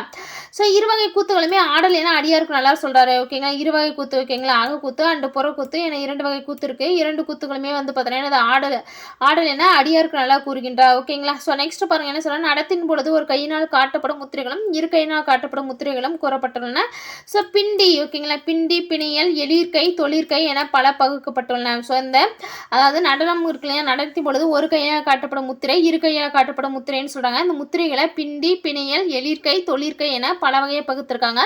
பிண்டி, பிணியல் 2 வந்து பார்த்தோன்னா புறக்கூடத்தில் காட்டப்படுவன. ஸோ நோட் பண்ணிக்கோங்க, பிண்டி அண்ட் பிணியல் 2மே வந்து பார்த்தோன்னா என்னது புறக்கூடத்தில் ஓகேங்களா, புறக்கூடத்தில் காட்டப்படுவன சொல்லியிருக்காங்க. ஸோ நெக்ஸ்ட் பாருங்க, எளிர்கை அண்டு தொழிற்கை 2 வந்து பார்த்தோன்னா அகக்கூடம் ஓகேங்களா. எளிர்கை அண்டு தொழிற்கை 2மே வந்து பார்த்தோன்னா அகக்கூடத்தில் காட்டப்படுவது ஓகேங்களா. ஸோ நெக்ஸ்ட் பாருங்க இப்போ என்ன சொல்லியிருக்காங்க, இவற்றை பிண்டி வந்து பார்த்தோன்னா ஒரு கையால் காட்டப்படும் முத்திரை ஓகேங்களா. பிண்டி இது நோட் பண்ணிக்கோங்க, பிண்டி என்பது ஒரு கையால் காட்டப்படும் முத்திரை. ஸோ 24 வகையாக அமையும் ஓகேங்களா. பிண்டி என்பது ஒரே ஒரு கையால் காட்டப்படக்கூடிய முத்திரை. 24 வகையாக காட்டலாம், ஒரு கை முத்திரை 24 வகையாக காட்டலாம். அதே பாருங்க, பிணையல் என்பது 2 கைகளாலும் காட்டப்படுவது. இது 13 வகையாக இருக்கு முத்திரை ஓகேங்களா. பிணையல் என்பது 13 வகையான முத்திரையை சொல்லியிருக்காங்க ஓகேங்களா. ஸோ நெக்ஸ்ட் பாருங்க நடன நூல்கள் ஓகேங்களா. நடன நூல் பாருங்க, நாட்டிய நன்னூலில் நன்கு கடைபிடித்து வந்த முறையின் வழிமுறை வழாமல் என்று சிலப்பதிகாரம் கூறுகிறது. இந்த நடன நூல்களை பற்றி சிலப்பதிகாரம் சொல்லுது.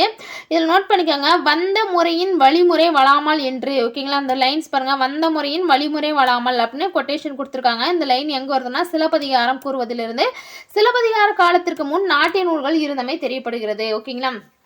ஸோ சிலப்பதிகார காலத்திற்கு முன்னாடியே நாட்டிய நூல்கள் இருந்ததை பற்றி எல்லாம் சொல்லியிருக்காங்க. வந்த முறையின் வழிமுறை வழாமல் என்ற தொடர் மூலமாக சொல்கிறாங்க ஓகேங்களா. சொல்ல பாருங்க, அல்லியம் இந்த 11 வகை ஆடல் பார்த்தோம் இல்லைங்களா. ஸோ என்ன பார்த்தோன்னா தெய்வத்திற்கு ஆடப்படுவதனால் தெய்வ விருத்தின்னு சொன்னாங்கன்னு பார்த்தோம் ஓகேங்களா. தெய்வங்களால் ஆடப்பெறுவதனால், தெய்வங்களால் ஆடப்பெறுவதனால் ஓகே, தெய்வத்துக்கு ஆடப்படுதில்ல, தெய்வங்களாலேயே ஆடப்படுவதனால் இது என்ன சொல்கிறாங்க, தெய்வ விருத்தி அப்படின்னு சொல்கிறாங்க. 11 ஆடல்கள் ஓகேங்களா. ஸோ அதில் பாருங்கள், இந்த அல்லியம் ஓகேங்களா. அல்லியம் என்பது கண்ணன் வந்து பார்த்தோன்னா யானையின் தந்தத்தை ஒடித்ததை காட்டும் ஆடல் ஓகேங்களா. அல்லியம் என்பது என்னன்னா, கண்ணன் வந்து யானையோட தந்தத்தை ஒடித்ததை காட்டும் ஆடல் வந்து பார்த்தோன்னா அல்லியம் ஓகேங்களா. ஸோ நெக்ஸ்ட் பாருங்க, கொடுக்கொட்டி ஓகேங்களா. கொடுக்கொட்டின்றது சிவபெருமான் முப்புறத்தை எரித்த பொழுது நெற்றியில் பார்த்தோன்னா வெற்றியில் கைகொட்டி ஆடிய ஆடல் வந்து பார்த்தோன்னா கைகொட்டி கொடுக்கொட்டி ஓகேங்களா. அதாவது அல்லியம் என்பது கண்ணன் வந்து யானையின் தந்தத்தை ஒடுத்ததை காட்டும் ஆடல் அல்லியம் ஓகேங்களா. அடுத்து கொடுக்கொட்டி என்றது என்னன்னு பார்த்தோன்னா, சிவபெருமான் முப்புறத்தை எரித்த பொழுது வெற்றியில் வந்து பார்த்தோன்னா என்னது கைகொட்டி ஆடிய ஆடல் கொடுக்கொட்டி ஓகேங்களா. So next Kudaikoothu. குடை வந்து பார்த்தோன்னா முருகன் அவுணரை வென்ற போது ஆடிய ஆடல் வந்து பார்த்தோன்னா குடைக்கூத்து ஓகேங்களா. ஒரு குடை கொடுத்தல் ஞாபகம், குடை வந்து பார்த்தோன்னா முருகன் அவுணரை வென்ற போது ஆடிய ஆடல் குடைக்கூத்து. ஸோ நெக்ஸ்ட் பாருங்க குடக்கூத்து. குடக்கூத்து வந்து பார்த்தோன்னா கண்ணன் தன் பேரனான அனிருத்தனை ஓகேங்களா அசுரரிடமிருந்து மீட்பதற்காக குடத்தை வைத்து கொண்டு ஆடிய ஆடல் குடக்கூத்து ஓகேங்களா. குடம் இருக்கு இல்லைங்களா, கண்ணன் தன் பேரனான யார் அனிருத்தனை ஓகேங்களா, அனிருத்தனை அசுரரிடமிருந்து மீட்பதற்காக குடத்தை வைத்து ஆடிய ஆடம் என்ன சொல்றாங்கன்னா அதை குடக்கூத்து ஓகேங்களா. ஸோ நெக்ஸ்ட் பாருங்க, பாண்டரங்கம். பாண்டரங்கம் என்பது சிவபெருமான் முப்புறத்தை எரித்த பின்னர் நான்முகன் காணும்படி ஆடிய ஆடல். அதாவது சிவபெருமான் முப்புறத்தை எரித்த பொழுது வெற்றியில் கைகொட்டி ஆடிய ஆடல் தான் கொடுக்கொட்டி ஓகேங்களா. அதே பாண்டரங்கம் என்பது சிவபெருமான் முப்புறத்தை எரித்த பின்னர் நான்முகன் காணும்படி ஆடிய ஆடல் பாண்டரங்கம் ஓகேங்களா. ஸோ நெக்ஸ்ட் பாருங்க, மல்லியம். மல்லியம் என்பது கண்ணன் வாணன் என்னும் அசுரனுடன் போர் செய்ததை காட்டும் கூத்து ஓகேங்களா. கண்ணன் வந்து பார்த்தோன்னா வாணன் என்னும் அசுரனுடன் போர் செய்ததை காட்டும் கூத்து தான் எதுன்னு பார்த்தோன்னா மல்லியம் ஓகேங்களா. மல்லியம் என்றால் போர்னு ஞாபகம் வச்சுக்கோங்க. ஸோ நெக்ஸ்ட் பாருங்க துடி. துடி வந்து பார்த்தோன்னா சூரபதமனை வென்ற பிறகு கடலினை மேடையாக கொண்டு முருகன் ஆடியதை குறுங்குத்து. ஓகேங்களா, துடி. துடின்றது பாருங்க சூரபதமனை வென்ற பிறகு கடலினை மேடையாக கொண்டு முருகன் ஆடியதை குறுங்குத்து துடி. ஓகேங்களா, நெக்ஸ்ட் பாருங்க கடையம். கடையம் என்பது இந்திரன் மனைவி ஐராணி உலத்தி உருவத்தோடு ஆடியது. ஸோ இந்திரனுடைய மனைவி ஐராணி உலத்தி உருவத்தோடு உலத்தி. ஓகேங்களா, உலத்தி உருவத்தோடு ஆடியது. இது உலத்தி கூத்து என்றும் அழைக்கப்படுகிறது. ஸோ நோட் பண்ணிக்கோங்க, கடையம் என்ற கூடிய கூத்து வந்து பார்த்தோன்னா உலத்தி குத்துன்னு சொல்றாங்க. ஏன்னா இந்திரனுடைய மனைவி ஐராணி, ஸோ அவங்க உலத்தியோட உருவத்தோட ஆடியது தான் உலத்தி குத்து. ஸோ இது வந்து கடையம்னு சொல்றாங்க. ஓகேங்களா, நெக்ஸ்ட் பாருங்க பேடு. ஓகேங்களா, பேடுன்றது என்ன பார்த்தோன்னா காமன் தன் மகனான அனிருத்தனை. ஓகேங்களா, அதாவது இங்க பாருங்க யாரை பார்த்தோம், அதாவது கண்ணனோட பேரன் வந்து பார்த்தோன்னா அனிருத்தன் பார்த்தோம். அதே காமனுடைய மகன். ஓகேங்களா, காமன் தன் மகனான அனிருத்தனை சிறை மீட்பதற்காக வாணனுடைய ஓகேங்களா சோ என்னும் நகரத்தில் அதாவது பேடி உருவம் கொண்டு ஆடியது. ஓகேங்களா, பேடுன்றது பேடி உருவம். ஸோ அப்போ காமன் வந்து தன் மகனான அனிருத்தனை சிறை மீட்பதற்காக வாணனுடைய ஓகேங்களா அந்த சோ என்னும் நகரத்தில் ஓகேங்களா சோ என்னும் நகரத்தில் வந்து பார்த்தோன்னா பேடி உருவம் கொண்டாடியது தான் பேடு. ஓகேங்களா, ஸோ நெக்ஸ்ட் பாருங்க மரக்கால். மரக்கால் என்பது கொற்றவை தன்னை எதிர்த்து பாம்பு தேலாக வந்த அசுரனை கொள்வதற்காக ஆடிய ஆடல். ஓகேங்களா, கொற்றவை தெய்வம் இருக்குங்களா, கொற்றவை தன்னை எதிர்த்து பாம்பு அண்டு தேலாக வந்த அசுரனை கொள்வதற்காக ஆடிய ஆடல். ஓகேங்களா, ஸோ நெக்ஸ்ட் பாருங்க பாவை. பாவை வந்து பார்த்தோன்னா அசுரனை வெல்ல திருமகள் ஆடிய ஆடல். ஓகேங்களா, பாவை என்பது அசுரனை வெல்ல திருமகள் ஆடிய ஆடல் தான் பாவை. ஓகேங்களா, ஸோ நெக்ஸ்ட் பாருங்கப்பா என்ன சொல்லியிருக்காங்க. உங்களுக்கு தெரியுமா ஒரு பாக்ஸ் கொடுத்துருக்காங்க. அந்த பாக்ஸில் என்ன சொல்கிறாங்க, வேத்தியல் பொதுவியல் என கூத்து வந்து பார்த்தோன்னா இருவகைப்படம். ஓகேங்களா, வேத்தியல் அண்டு பொதுவியல் என கூத்து இருவகைப்படம். வேத்தியல் கூத்து ஓகேங்களா என்ன சொல்லியிருக்காங்க, வசை கூத்து. ஓகேங்களா, வேத்தியல் கூத்து, வசை கூத்து, வரி கூத்து, சாந்தி கூத்து, இயல்பு கூத்து, ஆரியம் என்று பல்வேறு பெயர்களாலும் அழைக்கப்படுகிறது. ஓகேங்களா, ஸோ வேத்தியல் பொதுவியல் என வந்து பார்த்தோன்னா கூத்து இருவகை. இதில் இந்த வேத்தியல் கூத்துன்றது பாருங்க, வேத்தியல் கூத்து, வசை கூத்து. ஓகேங்களா, வசை கூத்து, வரி கூத்து, சாந்தி கூத்து, இயல்பு கூத்து, ஆரியம் என்று பல்வேறு பெயர்கள் அழைக்கப்படுகிறது. இதெல்லாம் வேத்தியல் கூத்தோட பெயர்கள். ஓகேங்களா, ஸோ நெக்ஸ்ட் பாருங்க பொதுவியல் கூத்து. பொதுவியல் கூத்து வந்து பார்த்தோன்னா புகழ் கூத்து. ஓகேங்களா, வரிச்சாந்தி கூத்து, வினோத கூத்து, தேசிய கூத்து, தமிழ் கூத்து என்று பல்வேறு பெயர்களாலும் அழைக்கப்படுகிறது. இது வந்து பார்த்தோன்னா பொது கூத்து. ஓகேங்களா, அதாவது பொதுவியல் கூத்துன்றது புகழ் கூத்துன்னு சொல்லலாம், வரிச்சாந்தி கூத்துன்னு சொல்றாங்க, வினோத கூத்துன்னு சொல்றாங்க, தேசிய கூத்து, தமிழ் கூத்து என்று பல்வேறு பெயர்களாலும் அழைக்கப்படுகிறது. ஓகேங்களா, ஸோ நெக்ஸ்ட் பாருங்க 11 வகையான ஆடல்களும் அவற்றின் உறுப்புகளும் பாடல்களும் யாப்பெருங்கலம் நூலின் உரையில் கூறப்பட்டுள்ளன. அப்போ அந்த 11 வகையான ஆடல்களும் அவற்றின் உறுப்புகளும் பாடல்களும் யாப்பெருங்கலம் நூலின் உரையில் கூறப்பட்டுள்ளது. ஓகேங்களா, ஸோ நெக்ஸ்ட் பாருங்க பரதம், அகத்தியம், உருவல், சைந்தம், குணநூல், சேற்றியம், இசை நுணுக்கம், இந்திரகாலியம், பஞ்சமரபு. ஓகேங்களா, பரத சேனாபதியம், மதிவான நாடக தமிழ்நூல், கூத்தநூல் ஆகிய கூத்து பற்றிய நூல்கள். ஸோ கூத்து பற்றிய நூல்கள் பாருங்க, அதாவது இந்த இடத்துல பாருங்க பரதம். ஓகேங்களா, பரதம் கூத்து. ஸோ அகத்தியம், உருவல், சயந்தம், குணநூல், சேற்றியம், இசை நுணுக்கம், இந்திரகாலியம், பஞ்சமரபு, பரத சேனாபதியம். ஓகேங்களா, ஸோ நெக்ஸ்ட் மதிவாணர் நாடக தமிழ் நூல், கூத்த நூல். ஓகேங்களா, இது எல்லாமே வந்து பார்த்தோன்னா கூத்து பற்றிய நூல்கள். ஓகேங்களா, இவற்றில் பரதமும் அகத்தியமும் அடியாருக்கு நல்லர் காலத்திலே மறைந்தன. ஸோ இந்த பரத கூத்து இருக்கு இல்லைங்களா, பரதமும் அண்டு அகத்தியமும் இந்த 2 கூத்து வகையும் அடியாருக்கு நல்லர் காலத்திலே மறைஞ்சிருச்சுன்னு சொல்றாங்க. ஓகேங்களா, இந்நூல்கள் இன்றும் கிடைக்கவில்லை. இது பரதம், அகத்தியம். ஓகேங்களா, கூத்து நூல். ஸோ நெக்ஸ்ட் பாருங்க குறவை கூத்து. ஓகேங்களா, குறவை கூத்து என்ன சொல்லுறா, மகளிரால் ஆடப்படுவது குறவை கூத்து. ஓகேங்களா, மகளிரால் ஆடப்படுவது எதுன்னு பார்த்தோன்னா குறவை கூத்து. ஓகேங்களா, ஸோ 7 முதல் 9 பேர் வட்டமாக நின்று கை கோர்த்து ஆடுவது இது வந்து பார்த்தோன்னா குன்றக்குறவை, ஆச்சர் குறவை இருவகைப்படும். ஸோ மகளிரால் ஆடப்படுவது குறவை கூத்து. இது வந்து 7 முதல் 9 பேர். ஓகேங்களா, குறவை கூத்துல ஒரு 7லேருந்து எத்தனை பேர் 9 பேர் வரைக்கும் ஆடக்கூடியது. ஓகேங்களா, ஸோ குன்றக்குறவை, ஆச்சர் குறவை என 2 வகைப்படும் அப்படின்னு சொல்லியிருக்காங்க. ஓகேங்களா, ஸோ நெக்ஸ்ட் பாருங்க குன்றக்குறவை என்பது குறிஞ்சி நிலத்தில் வாழும் மகளிர் முருகனுக்காக ஆடும் ஆடல். ஓகேங்களா, இந்த குன்றக்குறவை என்பது வந்து பார்த்தோன்னா குறிஞ்சி நிலத்தில் வாழும். ஏன்னா குறிஞ்சி அடிய தெய்வம் என்னது முருகன் இல்லைங்களா. ஸோ அப்போ குறிஞ்சி நிலத்தில் வாழும் மகளிர் முருகனுக்காக ஆடும் ஆடல் என்னன்னு பார்த்தோங்கன்னா குன்றக்குறவை. ஓகேங்களா, ஸோ நெக்ஸ்ட் பாருங்க ஆட்சியர் குறவை, முல்லை நிலத்தில் வாழும் மகளிர் திருமாலுக்காக ஆடும் ஆடல். ஓகேங்களா, ஆட்சியர் குறவை என்பது முல்லை நிலத்தில் வாழக்கூடிய மகளிர் திருமாலுக்காக ஆடுது. ஏன்னா முல்லை நில தெய்வம் என்னது திருமால். ஓகேங்களா, ஸோ நெக்ஸ்ட் பாருங்க பல்லவர் காலம். பல்லவர் காலத்தில் நடனக்கலை சிறப்பான இடத்தை பெற்றிருந்தது.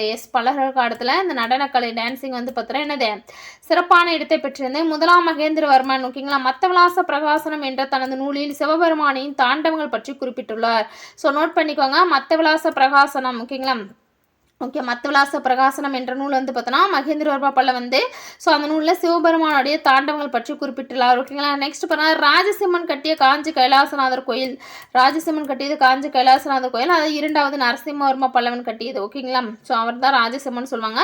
அவருடைய கோயிலில் வந்து என்ன சொல்லியிருக்காங்கன்னு பாருங்கள். அவருடைய கோயில் என்ன சொல்கிறாங்கன்னா, அதாவது ஆடிதாக கூறப்படும். ஸோ அதான் காஞ்சி கைலாசநாதர் கோயில் ஆடிதாக கூறப்படும் பாதகை நடனம். ஓகேங்களா. பாதகை நடனம். ஸோ நெக்ஸ்ட் பாருங்கள், லதா விருச்சிக நடனம். ஸோ அப்போ காஞ்சி கைலாசநாதர் கோயிலில் பதாகை நடனம். அடுத்து வந்து பார்த்தோன்னா லதா விருச்சிக நடனம். ஸோ நெக்ஸ்ட் பாருங்கள், ஊர்த்துவ தாண்டவம். ஓகேங்களா. ஊர்த்துவ தாண்டவம், ஆனந்த தாண்டவம் ஆகியன சிற்பங்களாக செதுக்கப்பட்டுள்ளமையே காணலாம்.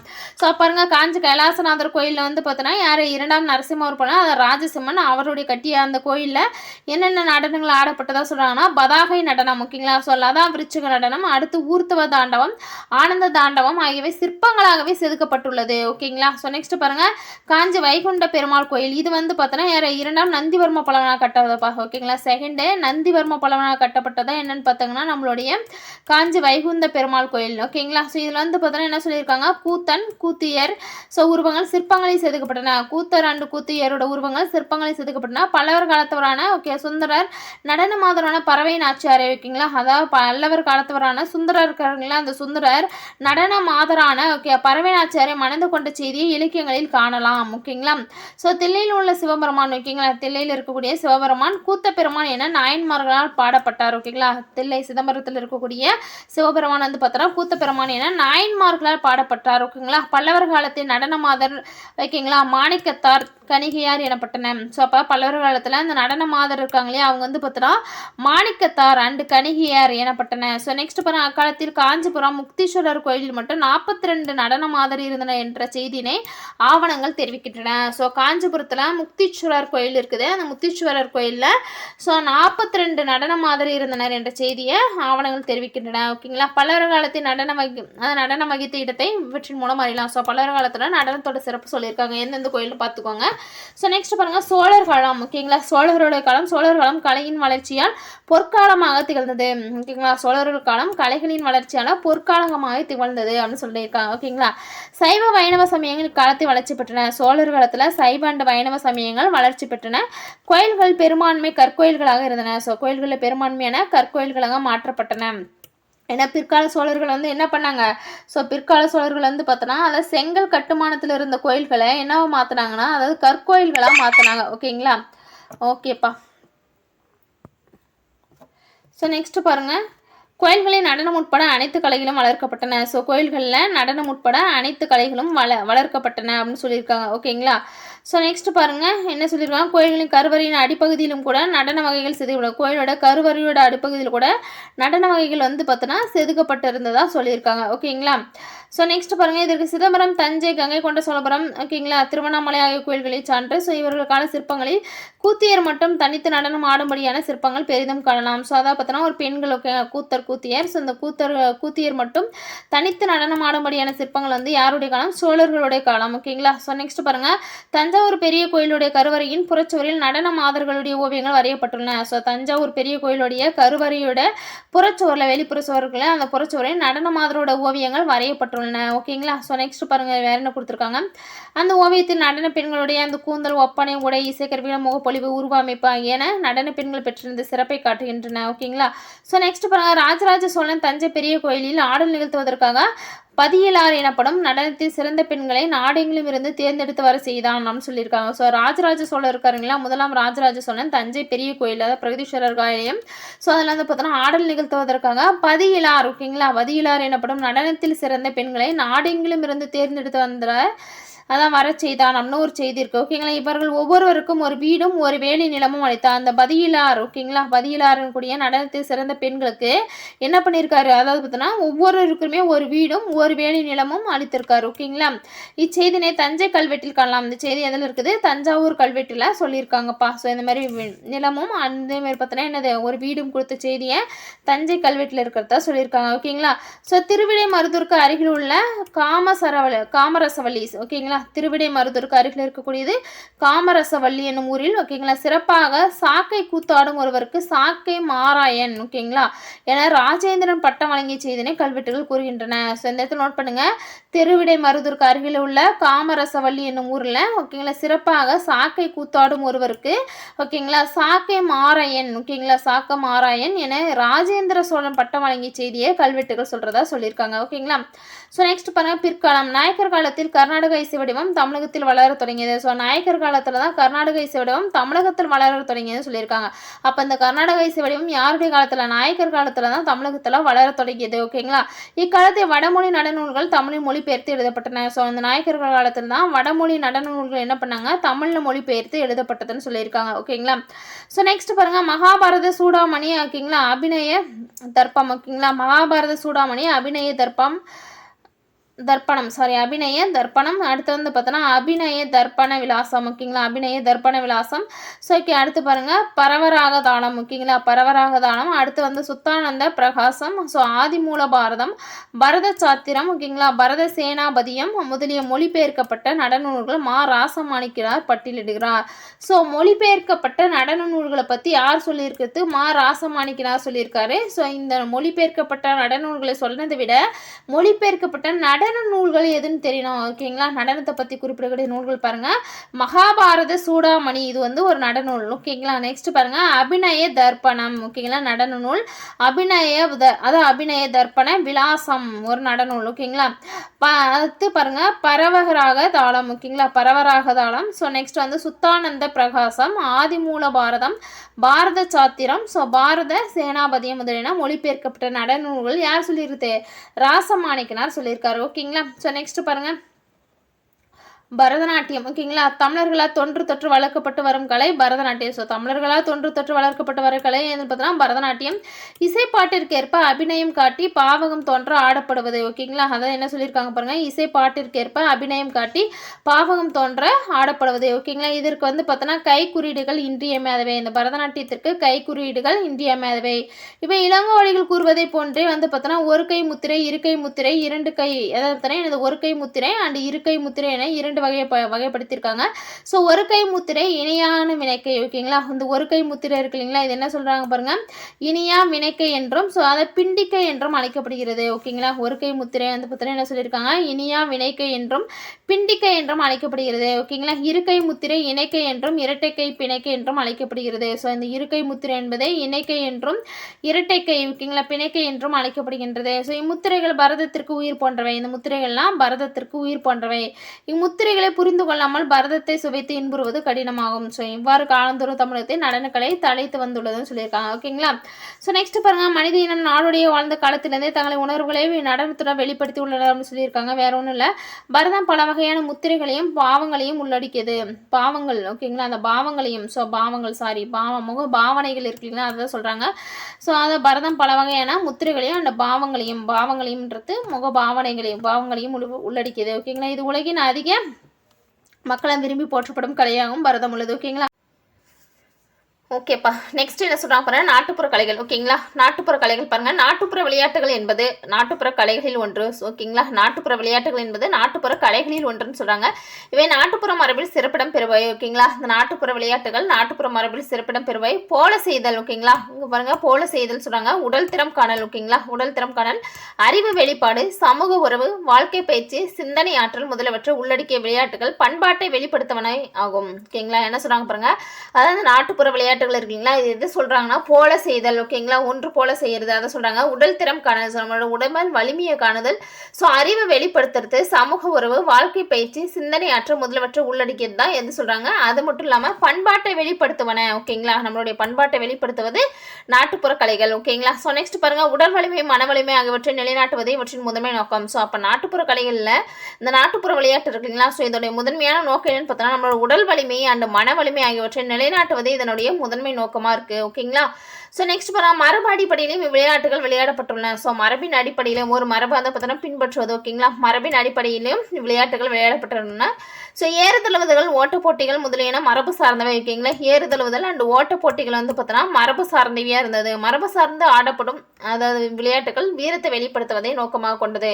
ஸோ அப்போ மரபு சார்ந்து விளையாடப்படும் விளையாட்டுகள் என்ன சொல்கிறாங்கன்னா வீரத்தை வெளிப்படுத்துவதை நோக்கமாக கொண்டது. ஓகேங்களா, இங்கே என்ன சொல்கிறாங்க பாருங்கள், அதாவது இந்த நாட்டுப்புற விளையாட்டுகள் பொறுத்தவரைக்கும் உடல் வலிமையும் மன வலிமையும் நிலைநாட்டுவது தான் இதோட முக்கியமான நோக்கம்னு சொல்கிறாங்க. அது மட்டும் இல்லாமல் மரபு சார்ந்து விளையாடப்படக்கூடிய விளையாட்டுகளில் ஏறுதழுவுதல் ஓட்டப் போட்டிகள் இது ரெண்டுமே வந்து பார்த்தோன்னா என்னது வீரத்தை வெளிப்படுத்துவதாக நோக்கத்தை கொண்டுள்ளது. ஓகேங்களா, ஸோ நெக்ஸ்ட் பாருங்கள் தமிழக விளையாட்டுகள். ஓகேங்களா, தமிழக விளையாட்டு என்பது விரும்பி ஆடும் ஆட்டு. ஓகேங்களா, விளையாட்டு என்பது பொருள் பாருங்கள் விரும்பி ஆடும் ஆட்டு தான் விளையாட்டு.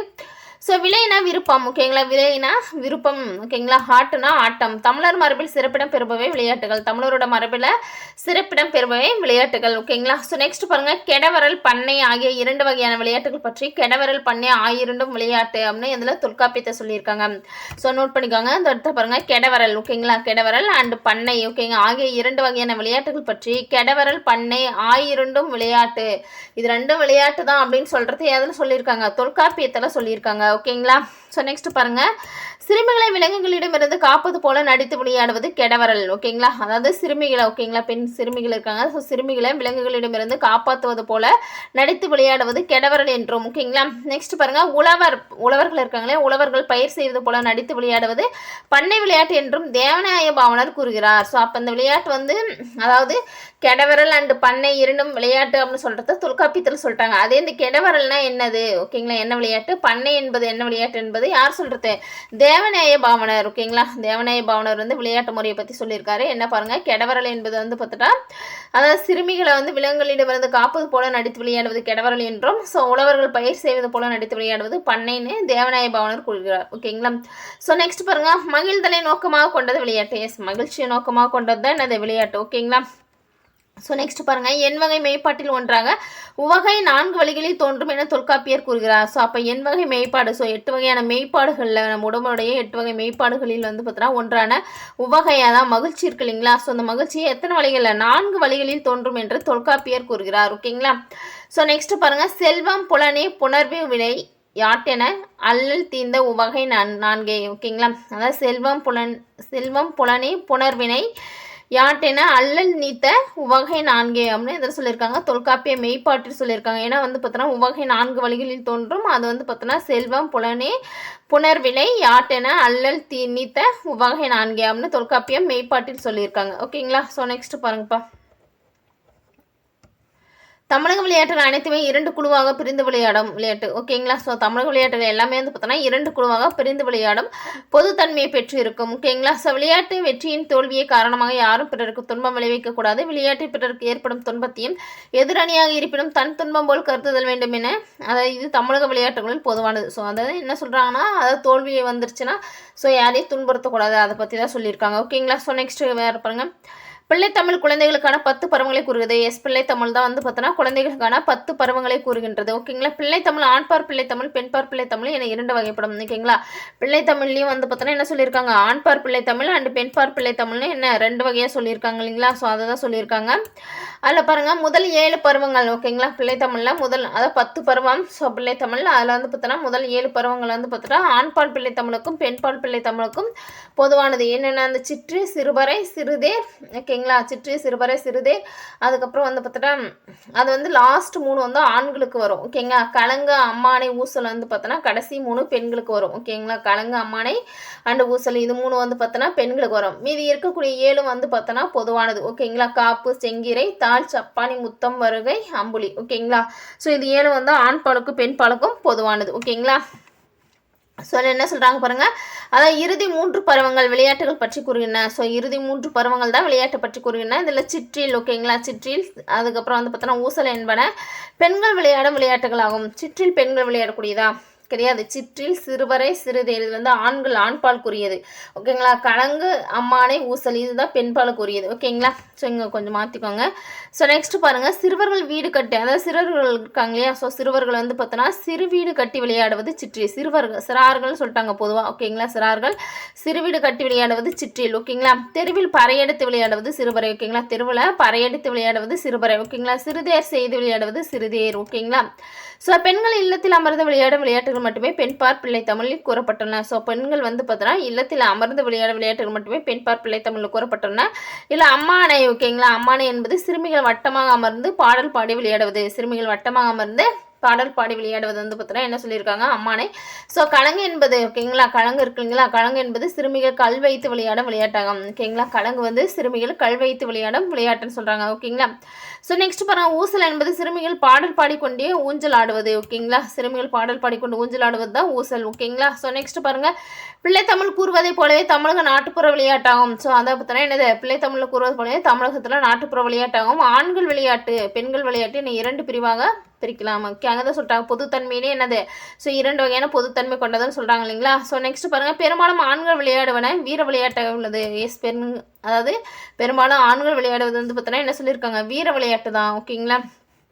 ஸோ நெக்ஸ்ட் பாருங்கள், வீர விளையாட்டில் என்ன கொடுத்துருக்காங்க, விளையாட்டு என்பது உவகை சுவையில் ஒன்றாக தொல்காப்பியர் கூற. ஓகேங்களா. விளையாட்டு என்பது உவகை, ஸோ அந்த மகிழ்ச்சியான சுவைகளில் ஒன்று தான் வந்து பார்த்தோன்னா என்னது, ஸோ தொல்காப்பியர் கூறுகிறார். எனவே விளையாட்டு என்பது மகிழ்ச்சியை தரும் செயலாகும். விளையாட்டு என்பது மகிழ்ச்சியை தரும் செயல். ஓகேங்களா. ஸோ நெக்ஸ்ட் பாருங்கள், வீர விளையாட்டு உயிரை ஈடாக வைத்து ஆடப்படுகிறது. எஸ், இந்த வீர விளையாட்டுகள் உயிரை ஈடாக வைத்து ஆடப்படுகிறது. நாட்டுப்புற வீர விளையாட்டாக ஏறுதழுவதல். ஓகேங்களா. நாட்டுப்புற வீர விளையாட்டு ஏறுதழுவதல், சிலம்பாட்டம், சடுகுடு, இளவட்டக்கல், உரிமரம் ஏறுதல் என பல விளையாட்டுகள் காணலாம். ஓகேங்களா.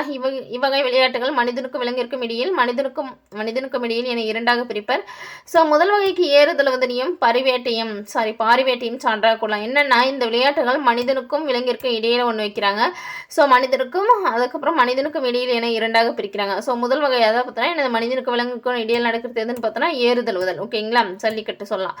ஸோ நெக்ஸ்ட் வந்து பார்த்தோன்னா பாரிவேட்டை. ஓகேங்களா. பாரிவேட்டையும் சான்றாக சொல்லியிருக்காங்க. நெக்ஸ்ட் பாருங்கள், சிலம்பாட்டம். ஓகேங்களா. புலிவேடம் முதலியவை 2 வகைக்கு சான்றாகும். ஸோ ஓகே, அதை பார்த்தோன்னா இந்த சிலம்பாட்டமும் புலிவேடமும் வந்து பார்த்தோன்னா 2ஆம் வகை, அதாவது மனிதர்களுக்கும். ஓகேங்களா. ஸோ நெக்ஸ்ட் பாருங்கப்பா, மன எழுச்சி, குறிக்கோளை அடைதல், தன்னிலை நிறுத்தல், குழு மனப்பாங்கு, நட்புறவு, உடல் நலப்பேதல் போன்ற பண்புகளை விளையாட்டுகள் வளர்க்கின்றன. ஸோ நம்ம விளையாட்டுகள் மூலமாக நமக்கு எந்தெந்த பண்புகள் வளருதுன்னு பார்த்தோன்னா, மன எழுச்சி. ஸோ மனதில் வந்து பார்த்தோன்னா ஒரு எழுச்சி. ஓகேங்களா. குறிக்கோளை அடைதல். ஓகேங்களா. தன்னிலை நிறுத்துதல்.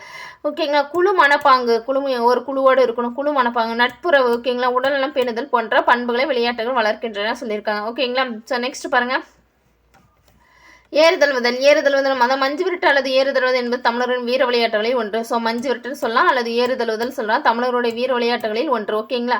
முல்லைக்களி. ஓகேங்களா. முல்லைக்களியில் என்ன சொல்லலாம், ஏறுதழுவதல் பற்றிய குறிப்பு உள்ளது. ஓகேங்களா. ஸோ கலித்தொகையில் முல்லைக்களியில் ஏறுதழுவதல் பற்றிய குறிப்பு இருக்கிறது. அதனால் விளையாட்டு பண்டை காலம் முதல் உள்ளது. ஸோ ஏறுதழுவதல் வந்து பார்த்தோன்னா இந்த பண்டை காலம் இருந்தே இருக்குதுன்னு சொல்லியிருக்காங்க. ஓகேங்களா. ஸோ வீரத்தை வெளிப்படுத்துவதும் விளையாட்டுகளில் இது முதன்மையான நோக்கமாக கருதப்படுகிறது. வீரத்தை வெளிப்படுத்தும் விளையாட்டுகளில் முதன்மையான நோக்கமாக கருதப்படுகிறது. வீரத்தை வெளிப்படுத்துவது தான் விளையாட்டோட நோக்கமே. ஓகேங்களா. ஓகேப்பா. ஸோ நெக்ஸ்ட் பாருங்கள் என்ன சொல்லியிருக்காங்க, ஏறுதழுவதல். ஓகேங்களா. ஜல்லிக்கட்டு ஏறுதழுவதல் இருக்கு இல்லைங்களா. ஸோ இது பாருங்கள், அதாவது காளையின் கொட்டேரி என்னும் திமிழை பிடித்து. ஸோ காளை இருக்கு இல்லைங்களா, காளையோட அந்த கொட்டேரி என்னும் திமிழை பிடித்து அடக்குவது சங்ககால முறை. ஓகேங்களா. கொம்பை பிடித்து முறுக்கி அடக்குவதும் உண்டு. ஸோ கொம்பை பிடித்து முறுக்கி அடக்குவதும் உண்டுன்னு சொல்கிறாங்க. ஸோ நாணயங்கள் அடங்கிய பையை காளையின் கொம்பில் வைத்து கட்டிவிடும் பழக்கம் பிற்காலத்தில் தோன்றியது. ஓகேங்களா. ஸோ இது நாணயத்தை சல்லி என்று கூறுவார். அதனால் இவ்விளையாட்டை சல்லிக்கட்டு என்றும் அழைப்பார். ஓகேங்களா. இந்த சல்லிக்கட்டு தான் திரும்பி என்னவா இருக்குது, ஜல்லிக்கட்டாக மாறி இருக்கு. ஓகேங்களா. ஸோ நெக்ஸ்ட் பாருங்க, வாடிவாசல், திட்டிவாசல் முதலான பகுதியில் கொண்ட விளையாட்டு வேலி. ஓகேங்களா. அந்த வாடிவாசல் அண்ட் திட்டிவாசல். ஓகேங்களா. முதலான பகுதியில் கொண்ட விளையாட்டு வாடிவாசல் அண்ட் திட்டிவாசல். இந்த பகுதிகள்லாம் இந்த விளையாட்டு என்ன சொல்றாங்கன்னா வேலி மஞ்சு விரட்டு. ஓகேங்களா. வேலி மஞ்சு விரட்டு, வாடிவாசல் மஞ்சு விரட்டு. ஓகேங்களா. வேலி மஞ்சு விரட்டா சொல்றாங்க, அதே மாதிரி வாடிவாசல் மஞ்சு விரட்டு. ஸோ வடம் மஞ்சு விரட்டு. ஓகேங்களா. ஏன்னா வட்டாரத்திற்கு ஏற்றார் போல பேர் மாத்திக்கிறாங்க. ஓகேங்களா. ஸோ நெக்ஸ்ட் பாருங்க, சிறு தெய்வ வழிபாட்டுடன் தொடர்புடையதாகவும் விளையாட்டை கருதுகின்றன. ஓகேங்களா. சிறு தெய்வ வழிபாட்டுடன், அதாவது சிறு தெய்வ வழிபாட்டுடன் தொடர்புடையது பார்த்தோன்னா இந்த ஜல்லிக்கட்டு. ஓகேங்களா. ஓகே, ஏறுதழுவதல். ஓகேங்களா சொல்லலாம். ஸோ அதை பார்த்தீங்கன்னா அதே மாதிரி பாருங்கள், அம்மை வைசூரி போன்ற கொடிய நோய்கள் மழையின்மை முதலிய குறைகள் நீக்கப்பட்டால் பொங்கல் நாளன்று சல்லிக்கட்டு விடுகிறோம் என்ற வேண்டுதலின் அடிப்படையில் விளையாட்டு நடத்தப்படுகிறது. ஸோ பாருங்கள், அம்மை நோய் வைக்கிறீங்களா, அதுக்கப்புறம் வைசூரி போன்ற கொடிய நோய்கள் மழையின்மை ஓகேங்களா, அந்த கொடிய நோய்கள் அதே சமயம் மழையின்மை முதலிய குறைகள் நீக்கப்பட்டால் பொங்கல் நாளன்று சல்லிக்கட்டு விடுகிறோம் என்ற வேண்டுதலின் அடிப்படையிலும் விளையாட்டு நடத்தப்படுகிறது அப்படின்னு சொல்கிறாங்க. ஓகேங்களா, இவ்விளையாட்டில் கலந்து கொள்ளும் காளியை சல்லி மாடு என்று அழைப்பார். ஸோ சல்லிக்கட்டில் கலந்துக்கிற மாடு இருக்கு இல்லைங்களா, ஸோ அந்த மாட்டை என்ன சொல்கிறாங்க பாருங்கள், அந்த மாடு வந்து பார்த்தோன்னா என்னது சல்லி மாடு என்று அழைப்பார். ஓகேங்களா, இக்காளையை கன்று பருவத்திலிருந்தே சிறு துண்டினை கட்டி பாய்ச்சலுக்கு பழகுவர். இச்செயல் என்ன சொல்லுவாங்க, உரி காட்டுதல். ஓகேங்களா, ஸோ நோட் பண்ணிக்கோங்க. ஸோ இதெல்லாம் தமிழ் சமுதாய வரலாறுல ஸோ நமக்கு ரொம்ப இம்பார்ட்டன்ஸ் வந்து ஓகேங்களா, எக்ஸாம் பாயிண்ட் ஆஃப்ல கேட்குறதுக்கும் இதோட அதிகமான நிறைய பாயிண்ட்ஸ் இருக்குது. பட் இருந்தாலும் இதை பார்த்துக்கோங்க. ஓகேங்களா, அதாவது பார்த்தோன்னா சிறு துண்டை காட்டி பாய்ச்சலுக்கு பழகுது, செயல் வந்து பார்த்தோன்னா உரி காட்டுதல் அப்படின்னு சொல்லியிருக்காங்க. ஸோ நெக்ஸ்ட் பாருங்க, ஏறுதழுவுத விளையாட்டுக்கு காளையை பல வகையில் ஒப்பனை செய்கிற ஏறுதழுவுத விளையாட்டுக்கு காளை இதில் சும்மா ஜஸ்ட் ரீட் பண்ணிக்கலாம். ஓகேங்களா, அதுக்கப்புறம் பாருங்கள் என்னது கால் கழுத்து முதலிய பகுதிய சலங்களில் கட்டப்படும் நெற்றியில் காசமானி கொம்பில் சிறுவலை என்னப்படி இதெல்லாம் வேணாம், ஜஸ்ட் ரீட் மட்டும் பண்ணிக்கோங்க. ஓகேங்களா, ஸோ நெக்ஸ்ட் பாருங்கள் சிலம்பாட்டம். ஓகேங்களா, சிலம்பாட்டம் என்ன சொன்னால் பாருங்கள், தமிழர்களுடைய நாட்டுப்புற கலைகளை சிலம்பாட்டமும் ஒன்று. தமிழர்களுடைய நாட்டுப்புற கலைகளை சிலம்பாட்டமும் ஒன்றாங்க. ஓகேங்களா, சிலம்பு என்னும் சொல் பல பொருள் குறித்த ஒரு சொல்லாக உள்ளது. இந்த சிலம்பு என்ற சொல் வந்து பார்த்தோன்னா சிலம்பு என்ற ஒரு சொல் வந்து பார்த்தோன்னா பல பொருள் குறித்த ஒரு சொல்லாக இருக்குது அப்படின்னு சொல்லியிருக்காங்க. ஓகேங்களா, நோட் பண்ணிக்காங்க. சிலம்பு என்னும் சொல் வந்து பார்த்தோன்னா பல பொருள் குறித்த ஒரு சொல்லாக உள்ளது அப்படின்னு சொல்கிறாங்க. ஸோ இங்கே வந்து பார்த்தோன்னா இச்சொல் கம்புகளை குறிக்கிறது. ஸோ கொம்பு இருக்கு இல்லைங்களா, அந்த கம்புகளை குறித்து நிற்கிறது. கம்புகளை அடித்து ஒளி எழுப்பும் விளையாட்டுக்கு சிலம்பு என்று பெயர். ஓகேங்களா, அதான் கம்புகளை அடித்து ஒளி எழுப்பக்கூடிய சவுண்ட் எழுப்பக்கூடிய விளையாட்டுக்கு சிலம்பு என்ற பெயர். ஓகேங்களா, கம்புகளின் ஒளியை தவிர இரும்பு ஆயுதங்களின் ஒளியும் வாட்டத்தின் போது பயன்படுத்தப்படும், அதை எழுப்பப்படும் சொல்லியிருக்காங்க. ஓகேங்களா, ஸோ நெக்ஸ்ட் பாருங்கள், இல்லை வேறு ஒன்றும் கிடையாதுப்பா, சிலம்பாட்டத்தை பற்றி சொல்கிறாங்க. ஓகேங்களா, ஸோ நெக்ஸ்ட் இங்கே பாருங்கள், உடற்பயிற்சி, தற்காப்பு, போராட்டம் ஆகிய முக்கிய நோக்கங்களை கொண்டது சிலம்பாட்டம். ஸோ நமக்கு உடற்பயிற்சி வருது, தற்காப்பு அண்டு போராட்டம் ஆகிய முக்கிய நோக்கங்களை கொண்டது தான் இந்த சிலம்பாட்டம். ஓகேங்களா, நடசாரி என்று கூறப்படும் ஓலைப்பட்டிய செய்தி. ஓகேங்களா, சிலம்பாட்டத்தின் தோற்றம் பற்றி கதையாக கூறப்பட்டுள்ளது. ஸோ இந்த இடத்த நோட் பண்ணிக்கோங்க, நடசாரி என்று கூறப்படும் ஓலைப்பட்டிய செய்தி. ஸோ ஒரு ஓலைப்பட்டிய செய்தி ஒன்று இருக்குது, அது என்னென்னா நடசாரி என்று கூறப்படும் ஓலைப்பட்டிய செய்தியில் சிலம்பாட்டத்தோட தோற்றம் பற்றி கூறப்பட்டுள்ளது அப்படின்னு சொல்லியிருக்காங்கப்பா. ஓகேங்களா, ஸோ நெக்ஸ்ட் பாருங்கள், கம்பியை வேகமாக கம்பு இருக்கு இல்லைங்களா, கொம்பு, அந்த கம்பை வந்து பார்த்தோன்னா வேகமாக சுழற்றுவதிலும் ஓகேங்களா முன்பின் திருப்பி ஆடுவதிலும் கலைநயத்தை இதெல்லாம் ஒன்றும் கிடையாது. ஸோ உடலில் உள்ள வர்ம நாடிகளை நோக்கி அடிக்கும் சுவடு முறைக்கு ஓகேங்களா தட்டு வர்ம சுவடு என்று பெயருள். ஓகேங்களா, அங்கே பாருங்கள், இந்த இடத்துல உடலில் உள்ள வர்ம நாடிகளை நோக்கி அடிக்கும் அந்த சுவடு முறைக்கு தட்டு வர்ம சுவடு என்று பெயராம். ஓகேங்களா, நோட் பண்ணிக்கோங்க, உடலில் இருக்கக்கூடிய நம்ம வர்ம நாடிகளை வந்து நோக்கி அடிக்கக்கூடிய அந்த சுவடு முறைக்கு என்ன பேருங்க பாருங்கள், தட்டு வர்ம சுவடு. ஓகேங்களா, ஸோ நெக்ஸ்ட் பாருங்கள், அதில் வந்து பார்த்தோன்னா அடிச்சு பிரிவு, பூட்டு பிரிவு ஆகிய விளையாட்டு முறைகளும் உள்ளன. இதில் அடிச்சு பிரிவு அண்டு பூட்டு பிரிவு ஆகிய விளையாட்டு முறைகளும் உள்ளன அப்படின்னு சொல்லியிருக்காங்க. ஓகேங்களா, ஸோ நெக்ஸ்ட் பாருங்கள், வேறு என்ன சொல்கிறாங்க, இல்லை வேறு ஒன்றும் இல்லை. குமரி மாவட்டத்தில் சிலம்பாட்டம் சிறப்பாக கொண்டாடப்படுது. குமரி மாவட்டத்தில் சிலம்பாட்டம் வந்து சிறப்பாக கொண்டாடப்படுது. விழாக்களை சிலம்பாட்டத்தை ஆடி மகிழ்வர். அப்பகுதி சிலம்பாடி ஆசான்கள் என்றும் வாழ்ந்து வருகின்றன. ஓகே, நெக்ஸ்ட் அங்கே பிறகு என்ன சொன்னால், குமரி மாவட்டத்தில் சிலம்பாட்டம் சிறப்பாக கொண்டாடப்படுகிறது. விழாக்களை சிலம்பாட்டம் ஆடி மகிழ்வர். அப்போது சிலம்பாடி ஆசான்கள். ஸோ குமரியை பொறுத்த வரைக்கும் வந்து பார்த்தோன்னா சிலம்பாடி ஆசான்கள் இன்றும் வாழ்ந்து வருகின்றன. ஓகேங்களா, என்ன பெயர் பாருங்கள், சிலம்பாடி ஆசான்கள். ஓகேங்களா, ஓகேங்கப்பா. ஸோ நெக்ஸ்ட்டு பாருங்கள், சடுகுடு. இதுலேயும் பசுவை கவர்ந்து வருவதும் கவர்ந்து வந்த பசுக்களை மீட்டு வருவதுமான. ஸோ இங்கே பாருங்கள், பசுவை வந்து பார்த்தோன்னா கவர்ந்து வருவது, கவர்ந்து வந்து அந்த பசுவை மீட்டு வருவதுனா வெச்சி கறந்த அதாவது பார்த்தோன்னா பசுவை வந்து கவர்ந்து வருவது எதுன்னு பார்த்தோங்கன்னா வெச்சி திணை. ஓகேங்களா, ஸோ அந்த கவர்ந்து வந்த பசுவை வந்து பார்த்தோன்னா மீட்பது வந்து பார்த்தோன்னா கறந்தை திணை. ஓகேங்களா, இதை பற்றி சொல்லியிருக்காங்க. ஆகிய திணைகளில் வரும் போர் முறையின் தொடர்ச்சியாக சடுகுடுவை குறிப்பிடுவர். ஸோ அப்போ பாருங்கள், இந்த சடுகுடுன்ற திணைன்னு பார்த்தோன்னா பசுவை வெச்சி கறந்தை திணை இருக்குப்பா. ஸோ அந்த வெச்சி கறந்தை திணையுடைய ஓகேங்களா வரக்கூடிய அந்த போர் முறையை தொடர்ச்சி தான் என்னது சடுகுடுவாக கருதப்படுது. ஓகேங்களா, நோட் பண்ணிக்கோங்க. ஸோ நெக்ஸ்ட் பாருங்கள், விளையாட்டு வந்து பாண்டிய நாட்டில் குட்டி என்றும், சடுகுடு வந்து பாண்டிய நாட்டில் குட்டி என்றும், சோழ நாட்டில் ஓகேங்களா பளிச்ச பிளான் என்றும், பலின் ஓகேங்களா பலின் சடுகுடு என்றும், தென்னாட்டு அதாவது தென் சோழ நாட்டில் வந்து பார்த்தோன்னா சடுகுடு என்றும் அழைக்கப்படுவார். ஸோ அப்போ இந்த சடுகுடு கபடி இருக்கு இல்லைங்களா, ஸோ இது எந்தெந்த நாட்டு பகுதியில் அதாவது எந்தெந்த பகுதியில் எப்படி சொல்கிறாங்கன்னா பாண்டிய நாட்டில் பொறுத்தவரையும் குட்டின்னு சொல்கிறாங்க. ஓகேங்களா, ஸோ நெக்ஸ்ட் பாருங்கள், சோழ நாட்டில் பளிச்ச பிளான். ஓகேங்களா, சோழ நாட்டில் பளிச்ச பிளான். நெக்ஸ்ட் பாருங்கள், பளின் சடுகுடு இப்படியும் சொல்லுவாங்க. பளிச்ச பிளான் அண்ட் பளின் சடுகுடுன்னு சொல்கிறாங்க. அதே மாதிரி தென் சோழ நாடு இருக்குங்களா, தெற்கில் இருக்கக்கூடிய சோழ நாட்டில் சடுகுடு என்றும் அழைக்கப்படுகிறது. ஓகேங்களா, ஸோ நெக்ஸ்ட் பாருங்கள், இது இளவட்டக்கல் சொல்கிறாங்க இல்லைங்களா. ஸோ அது மூச்சு பிடித்து கொண்டு பாடி சென்று மீள்வதும். ஸோ அந்த விளையாட்டை பற்றி சொல்லியிருக்காங்க. சடுகுடு அதை பார்த்தீங்கன்னா மூச்சு பிடிப்பதை பாட்டம் பாட்டம் பாட்டம் என்று அழைப்பார். பாடி செல்பவரை கொம்பு சுற்றி பாடுபவன் என்று சொல்வதுண்டு. ஸோ அந்த சடுகுடு இருக்கு இல்லைங்களா. ஸோ அந்த சடுகுடில் வந்து ஒரு விஷயத்த சொல்கிறாங்க, மூச்சு பிடிச்சின்னு அந்த போய் அந்த விளையாடக்கூடிய விளையாட்டுக்கு வந்து பார்த்தோன்னா பாட்டம் ஓகேங்களா. மூச்சு பிடித்து விளையாடக்கூடியது சடுகுடில் பாட்டம் என்றும், ஸோ பாடி செல்பவரை வந்து பார்த்தோன்னா கொம்பு சுற்றி பாடுபவன் என்றும் சொல்வதுண்டு ஓகேங்களா. ஸோ அதில் வேறு ஒன்றும் இல்லை. நெக்ஸ்ட்டு பாருங்கள், இந்த இடத்துல என்ன சொல்லிடுறாங்க, பிடிபட்டவரை விளக்காமலே பிடிபட்டவரின் எண்ணிக்கை மட்டும் ஆட்ட இறுதியில் கணக்கில் கொள்ளும் ஆட்டத்தை என்ன சொல்கிறாங்க, சஞ்சீவி ஆட்டம் என்றும் ஓகேங்களா. பிடிபட்டவரை வந்து பார்த்தோன்னா விளக்காமலே பிடிபட்டவரோட எண்ணிக்கை மட்டும் ஆட்ட இறுதியில் கணக்கில் கொள்ளக்கூடியது சஞ்சீவி ஆட்டம்னு சொல்கிறாங்க. பிடிபட்டவரை கடைசி வரை சேர்த்துக்காமல் ஆட்டத்தை முடித்துக்கொள்வதை ஆடாது ஒளியும் ஆட்டம் என்றும் கூறுவாங்க ஓகேங்களா. ஆடாது ஒளியும் ஆட்டம் என்றும் சொல்கிறாங்க ஓகேங்களா. ஓகே, இப்போ என்ன சொல்கிறாங்க பாருங்கள், அதாவது கடைசி வரைக்கும் சேர்க்காமலே ஆட்டத்தை முடித்து கொள்வது வந்து பார்த்தோன்னா ஆடாது ஒளியும் ஆட்டம் என்றும் கூறுவார் ஓகேங்களா. ஸோ நெக்ஸ்ட் பாருங்கள், விளையாட்டில் இடைக்கோடு மட்டும் போட்டு விளையாடும் பழக்கம் பாண்டிய நாட்டில் உள்ளது ஓகேங்களா. சடுகுடியில் வந்து பார்த்தோன்னா இடைக்கோடு மட்டும் ஓகேங்களா, சென்டராக ஒரு கோடு மட்டும் போடக்கூடிய விளையாட்டு பழக்கம் எங்கே இருக்குன்னா பாண்டிய நாட்டில் உள்ளது. பின்கோடு பக்கக்கோடு நடுக்கோடு முதலான அரங்க அமைப்பில் ஓகேங்களா ஒரு கட்டங்கட்டி விளையாடக்கூடிய பழக்கம் வந்து பார்த்துட்டா கொங்கு நாட்டில் காணப்படுகிறது ஓகேங்களா. ஸோ நெக்ஸ்ட் பாருங்கள், இது சும்மா அதாவது சடுகுடியில் பாடக்கூடிய ஒரு பாட்டு ஓகேங்களா. பட்டான் பட்டானின் தம்பி அப்படின்னு சொல்லியிருக்காங்க. அதை பாட்டம் பிடிச்சி போகிறது அதை பற்றி சொன்னாங்க இல்லைங்களா. ஸோ பாட்டம்னா என்னதுன்னா அதாவது மூச்சு பிடிச்சி கொண்டு போயிட்டு சடுகுடு சொல்லக்கூடியது ஓகேங்களா. ஸோ நெக்ஸ்ட் பாருங்கள் வேறு ஒன்றும் இல்லை. இளவட்டுக்கள். ஸோ இளவட்டுக்கள்ன்றது என்னென்னா பண்டைய மனிதன் வந்து பார்த்தோன்னா கோயிலில் வாழ்ந்தபோது கல்லை தூக்குதல் நகர்த்தா முதலிய பழக்க வழக்கங்களை நாளடைவில் வாழ்க்கையோடு இணைத்து பழக்கங்களாக மாறி இருக்கலாம். ஸோ இது ஒன்றும் கிடையாது. இந்த இடத்துல பாருங்கள் என்ன சொல்கிறாங்க, இளவட்டுக்கள் அதாவது என்ன, இவ்விளையாட்டு வந்து பார்த்தோன்னா தான் விரும்பிய பெண்ணை மணப்பதற்காக ஆடப்பட்டு இருக்கிறது. ஸோ தற்காலத்தில் வீரத்தை வெளிப்படுத்துவதும் ஆட்டமாக மாறி இருக்குது. ஸோ இது வந்து பார்த்தோன்னா இந்த இளவட்டுக்கள் அப்போ வந்து பார்த்தோன்னா அந்த இளவட்டுக்களை தூக்குறவங்களுக்கு வந்து பார்த்தோன்னா பெண்ணை மணப்பதற்காக ஆடப்பட்டது அது.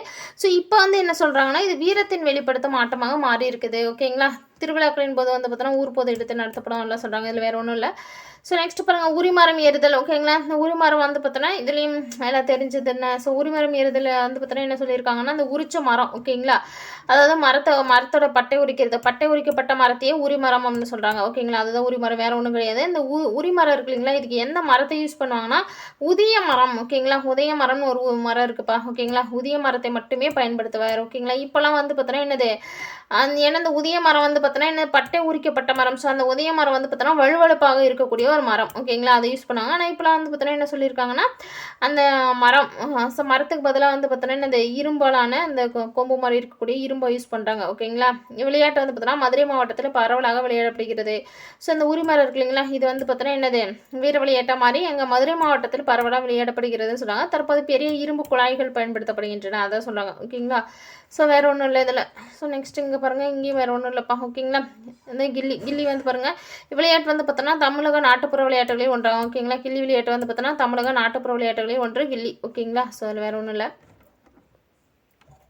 இதெல்லாம் தெரியும் தானே, சும்மா இதெல்லாம் படித்து பாருங்கப்பா ஓகேங்களா. வேறு ஒன்றும் எக்ஸாம் பாயிண்ட் ஆஃப்ல எதுவுமே கிடையாது ஓகேங்களா. பச்சை குதிரைன்றது வந்து பார்த்தோன்னா கால் தாண்டி விளையாடும் விளையாட்டுன்னு சொல்லக்கூடியது உண்டு ஓகேங்களா. பச்சை குதிரைன்றது அதை தாண்டக்கூடிய விளையாட்டு தாங்க பாருங்கள், இதுதான் பச்சை குதிரை விளையாட்டு.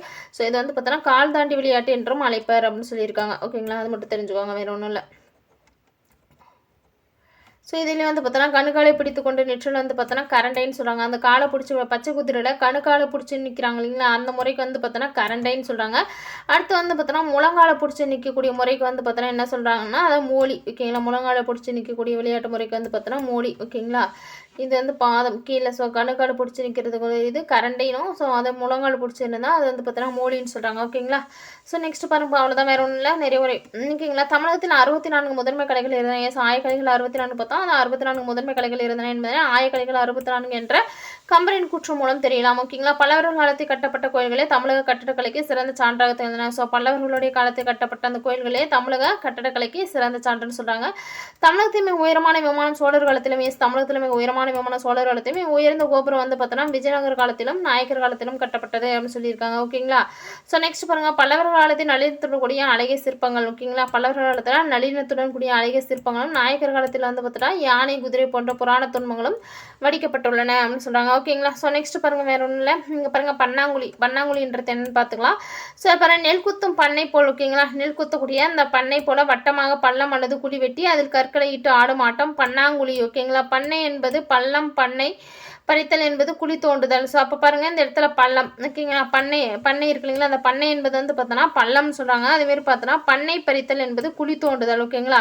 பண்ணை பறித்தல் என்பது பொருள் பாருங்கள் குழி தோன்றது தான் பண்ணை பறித்தல் ஓகேங்களா. ஸோ பன்னாங்குழி என்பதை பல்லாங்குழி ஓகேங்களா. இந்த பன்னாங்குழி என்பது பல்லாங்குழி ஓகேங்களா, பல்லாங்குழி ஓகேங்களா, பன்னாங்குழி என்றும் ஓகேங்களா பெயர்கள் வழங்கப்படுகின்றன. பெரும்பாலும் 14 குழிகளை வைத்து ஆடுவதுனா பதினாங்குழி ஓகேங்களா. ஸோ பாருங்கள் பெரும்பாலும் 14 குழிகளை வைத்து ஆடுவதுனா பதினாங்குழி ஓகேங்களா. பதினாங்குழி பன்னாங்குழி என்ன தெரிந்ததாக கூறுவார் ஓகேங்களா. பன்னாங்கு ஓகேங்களா. பன்னான்கு என்பதே இலக்கிய வழக்காக இருப்பதால் இது பன்னாங்குழி என்பது பல்லாங்குழி என்பதே திருந்திய வடிவமாகும். ஸோ பாருங்கள் எப்படிலாம் மாறி இருக்குது.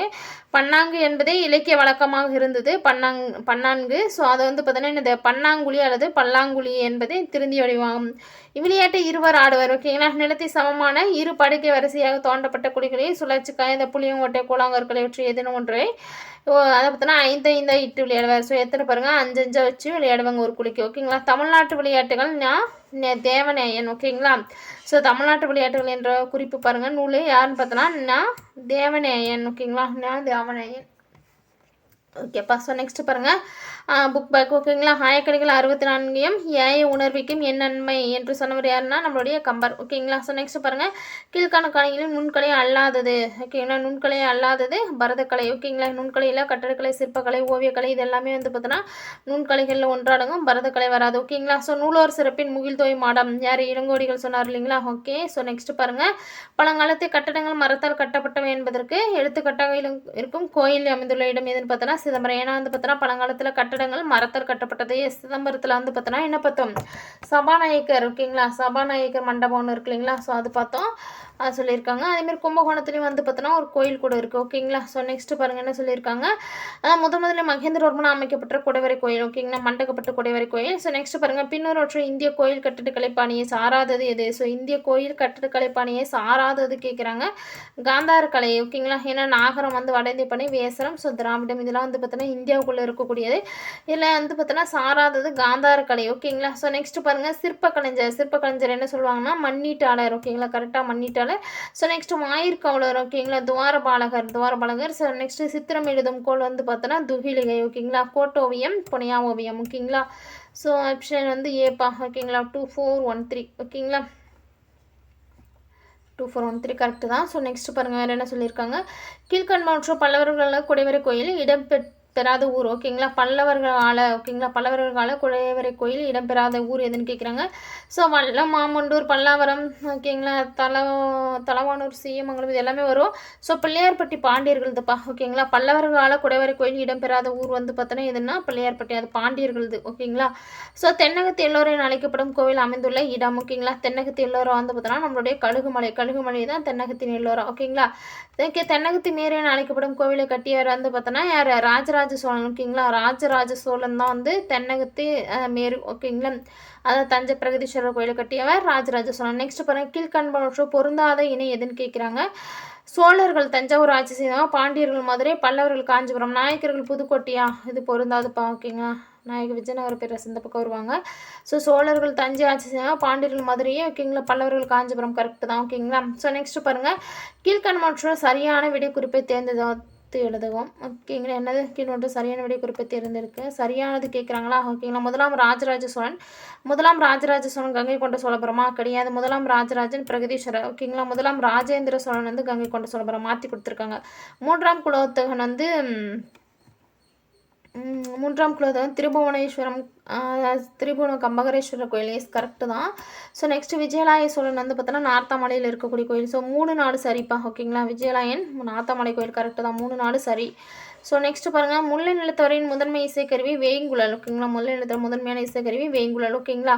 ஸோ நெக்ஸ்ட் பாருங்கள் பின்னொரு பொருந்தாததை கண்டறிங்க ஓகேங்களா. ஓவிய வல்லன் கண்ணூன் விளைஞர் கை விளைஞர் வட்டிகை செய்தி இவங்களாம் வந்து பார்த்தோன்னா என்னது பொருந்தாதது தான் அவங்க கேட்குறாங்க. ஓவிய வல்லோன் ஓகேங்களா. அதை பார்த்தோன்னா ஓவிய வரை ஓவிய வல்லன் கண்ணூல் விளைஞர்னு சொல்லுவாங்க. சொல்லுவாங்க, கைவினைஞர்னு சொல்லுவாங்க. ஆனால் வட்டிகை செய்தின்றது வந்து பார்த்தோன்னா அந்த ஓவியம் வரையக்கூடிய முறைக்கு வந்து பார்த்தோன்னா வட்டிகை செய்தி அந்த பலகை யூஸ் பண்ணுறது வட்டிகை செய்தி. இதில் பொருந்தாது தான் கேட்குறாங்க. இது 3 ஒரு ஒரு தொகுப்பு. ஸோ இது மட்டும் வேறு தொகுப்பு. ஓகேங்களா? ஸோ நெக்ஸ்ட் பாருங்கள், வேறு சொல்லிடுறேன். 7 இசைகளுள் டேஸ் என்னும் இசை இசைவளர்ச்சிக்கு ஆதாரமாக உள்ளது. ஸோ அப்போ 7 இசைகளுள் 7 இசை இருக்குல்ல, 7 இசை டேஸ் என்னும் இசை இசை வளர்ச்சிக்கு ஆதாரம்னு பார்த்தோன்னா தாரம். ஓகேங்களா? தாரம் தான். ஸோ நெக்ஸ்ட் பாருங்கள், பொருத்தமான இணையை தேர்ந்தெடுக்க. ஓகேங்களா? பொருத்தமானது கேட்குறான். பாண்டரங்கம், முருகன் அவனரை வென்றபோது ஆடி ஆடல். ஓகே, பாண்டரங்கம். அல்லிய சிவபெருமான் முப்புறத்தை எரித்த பின்னர் நான்முகன் காணும்படி ஆடி ஆடல் அல்லியம். குடைக்கூத்து, யானின் அதாவது கண்ணன் யானையின் தந்தத்தை உடுத்ததை குடைக்கூத்து. ஸோ துடி, சூரபதமனை வென்ற பிறகு கடனை மேடையாக கொண்டு முருகன் ஆடி ஆடல் வந்து பார்த்தோம்னா துடி. சூரபதமனை வென்ற பிறகு கடலினை மேடையாக கொண்டு ஆடி ஆடல் துடிங்களா? பொருத்தமான இணை. ஸோ இதுதான் நினைக்கிறேன். இது கமெண்ட்ஸில் போடுறேன்ப்பா, இந்த ஒரு கொஸ்டின் மட்டும். ஓகேங்களா? சரின்னு தெரியல. சிற்பக்கலையின் தோற்றுவாயாக கருதப்படவை. ஓகேங்களா? சிற்பக்கலையின் தோற்றுவாய் வந்து பார்த்தோன்னா நடுகற்கள். ஓகேங்களா? நடுகற்கள். ஸோ தமிழகத்தின் அகழாய்வுகள் மேற்கொள்ளப்படாத இடம் அரிக்கமிடை குறுக்கை உரையுறு எல்லாமே அகழாய்வு. தாராசுரம் அகழாய்வு மேற்கொள்ளப்படாத இடம். ஓகேங்களா? ஸோ நெக்ஸ்ட் பாருங்கள், தமிழகத்தில் மிக உயர்ந்த விமானத்தை உடைய கோயில். ஸோ மொதல் 216 அடி விமானம் தஞ்சை பெரிய கோயில். ஓகேங்களா? மிக உயர்ந்த விமானத்தை உடைய தஞ்சை பெரிய கோயில். ஸோ நெக்ஸ்ட் பாருங்கள், கோவிலில் விமானம் என்பது வந்து பார்த்தோன்னா கருவறையின் மீது கட்டப்படும் அமைப்பு. கருவறையின் மீது கட்டப்படும் அமைப்பு தான் விமானம். ஓகேங்களா?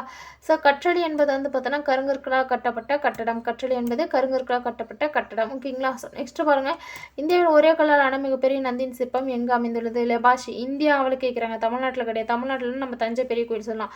ஸோ இந்தியாவில் ஒரே கல்லாலான மிகப்பெரிய நந்தியின் சிற்பம் ஓகேங்களா ஆந்திரா லெபாஷி. ஓகேங்களா? ஸோ நெக்ஸ்ட் பாருங்கள், அவ்வளோதான்ப்பா. ஓகே, ஸோ இந்த ஒரு கொஸ்டின் மட்டும் டவுட்டாக இருக்குது, சொல்கிறேன். ஓகேங்களா? Question number 16. இது கமெண்ட்ஸில் கேளுங்க வேணா. ஓகேங்களா?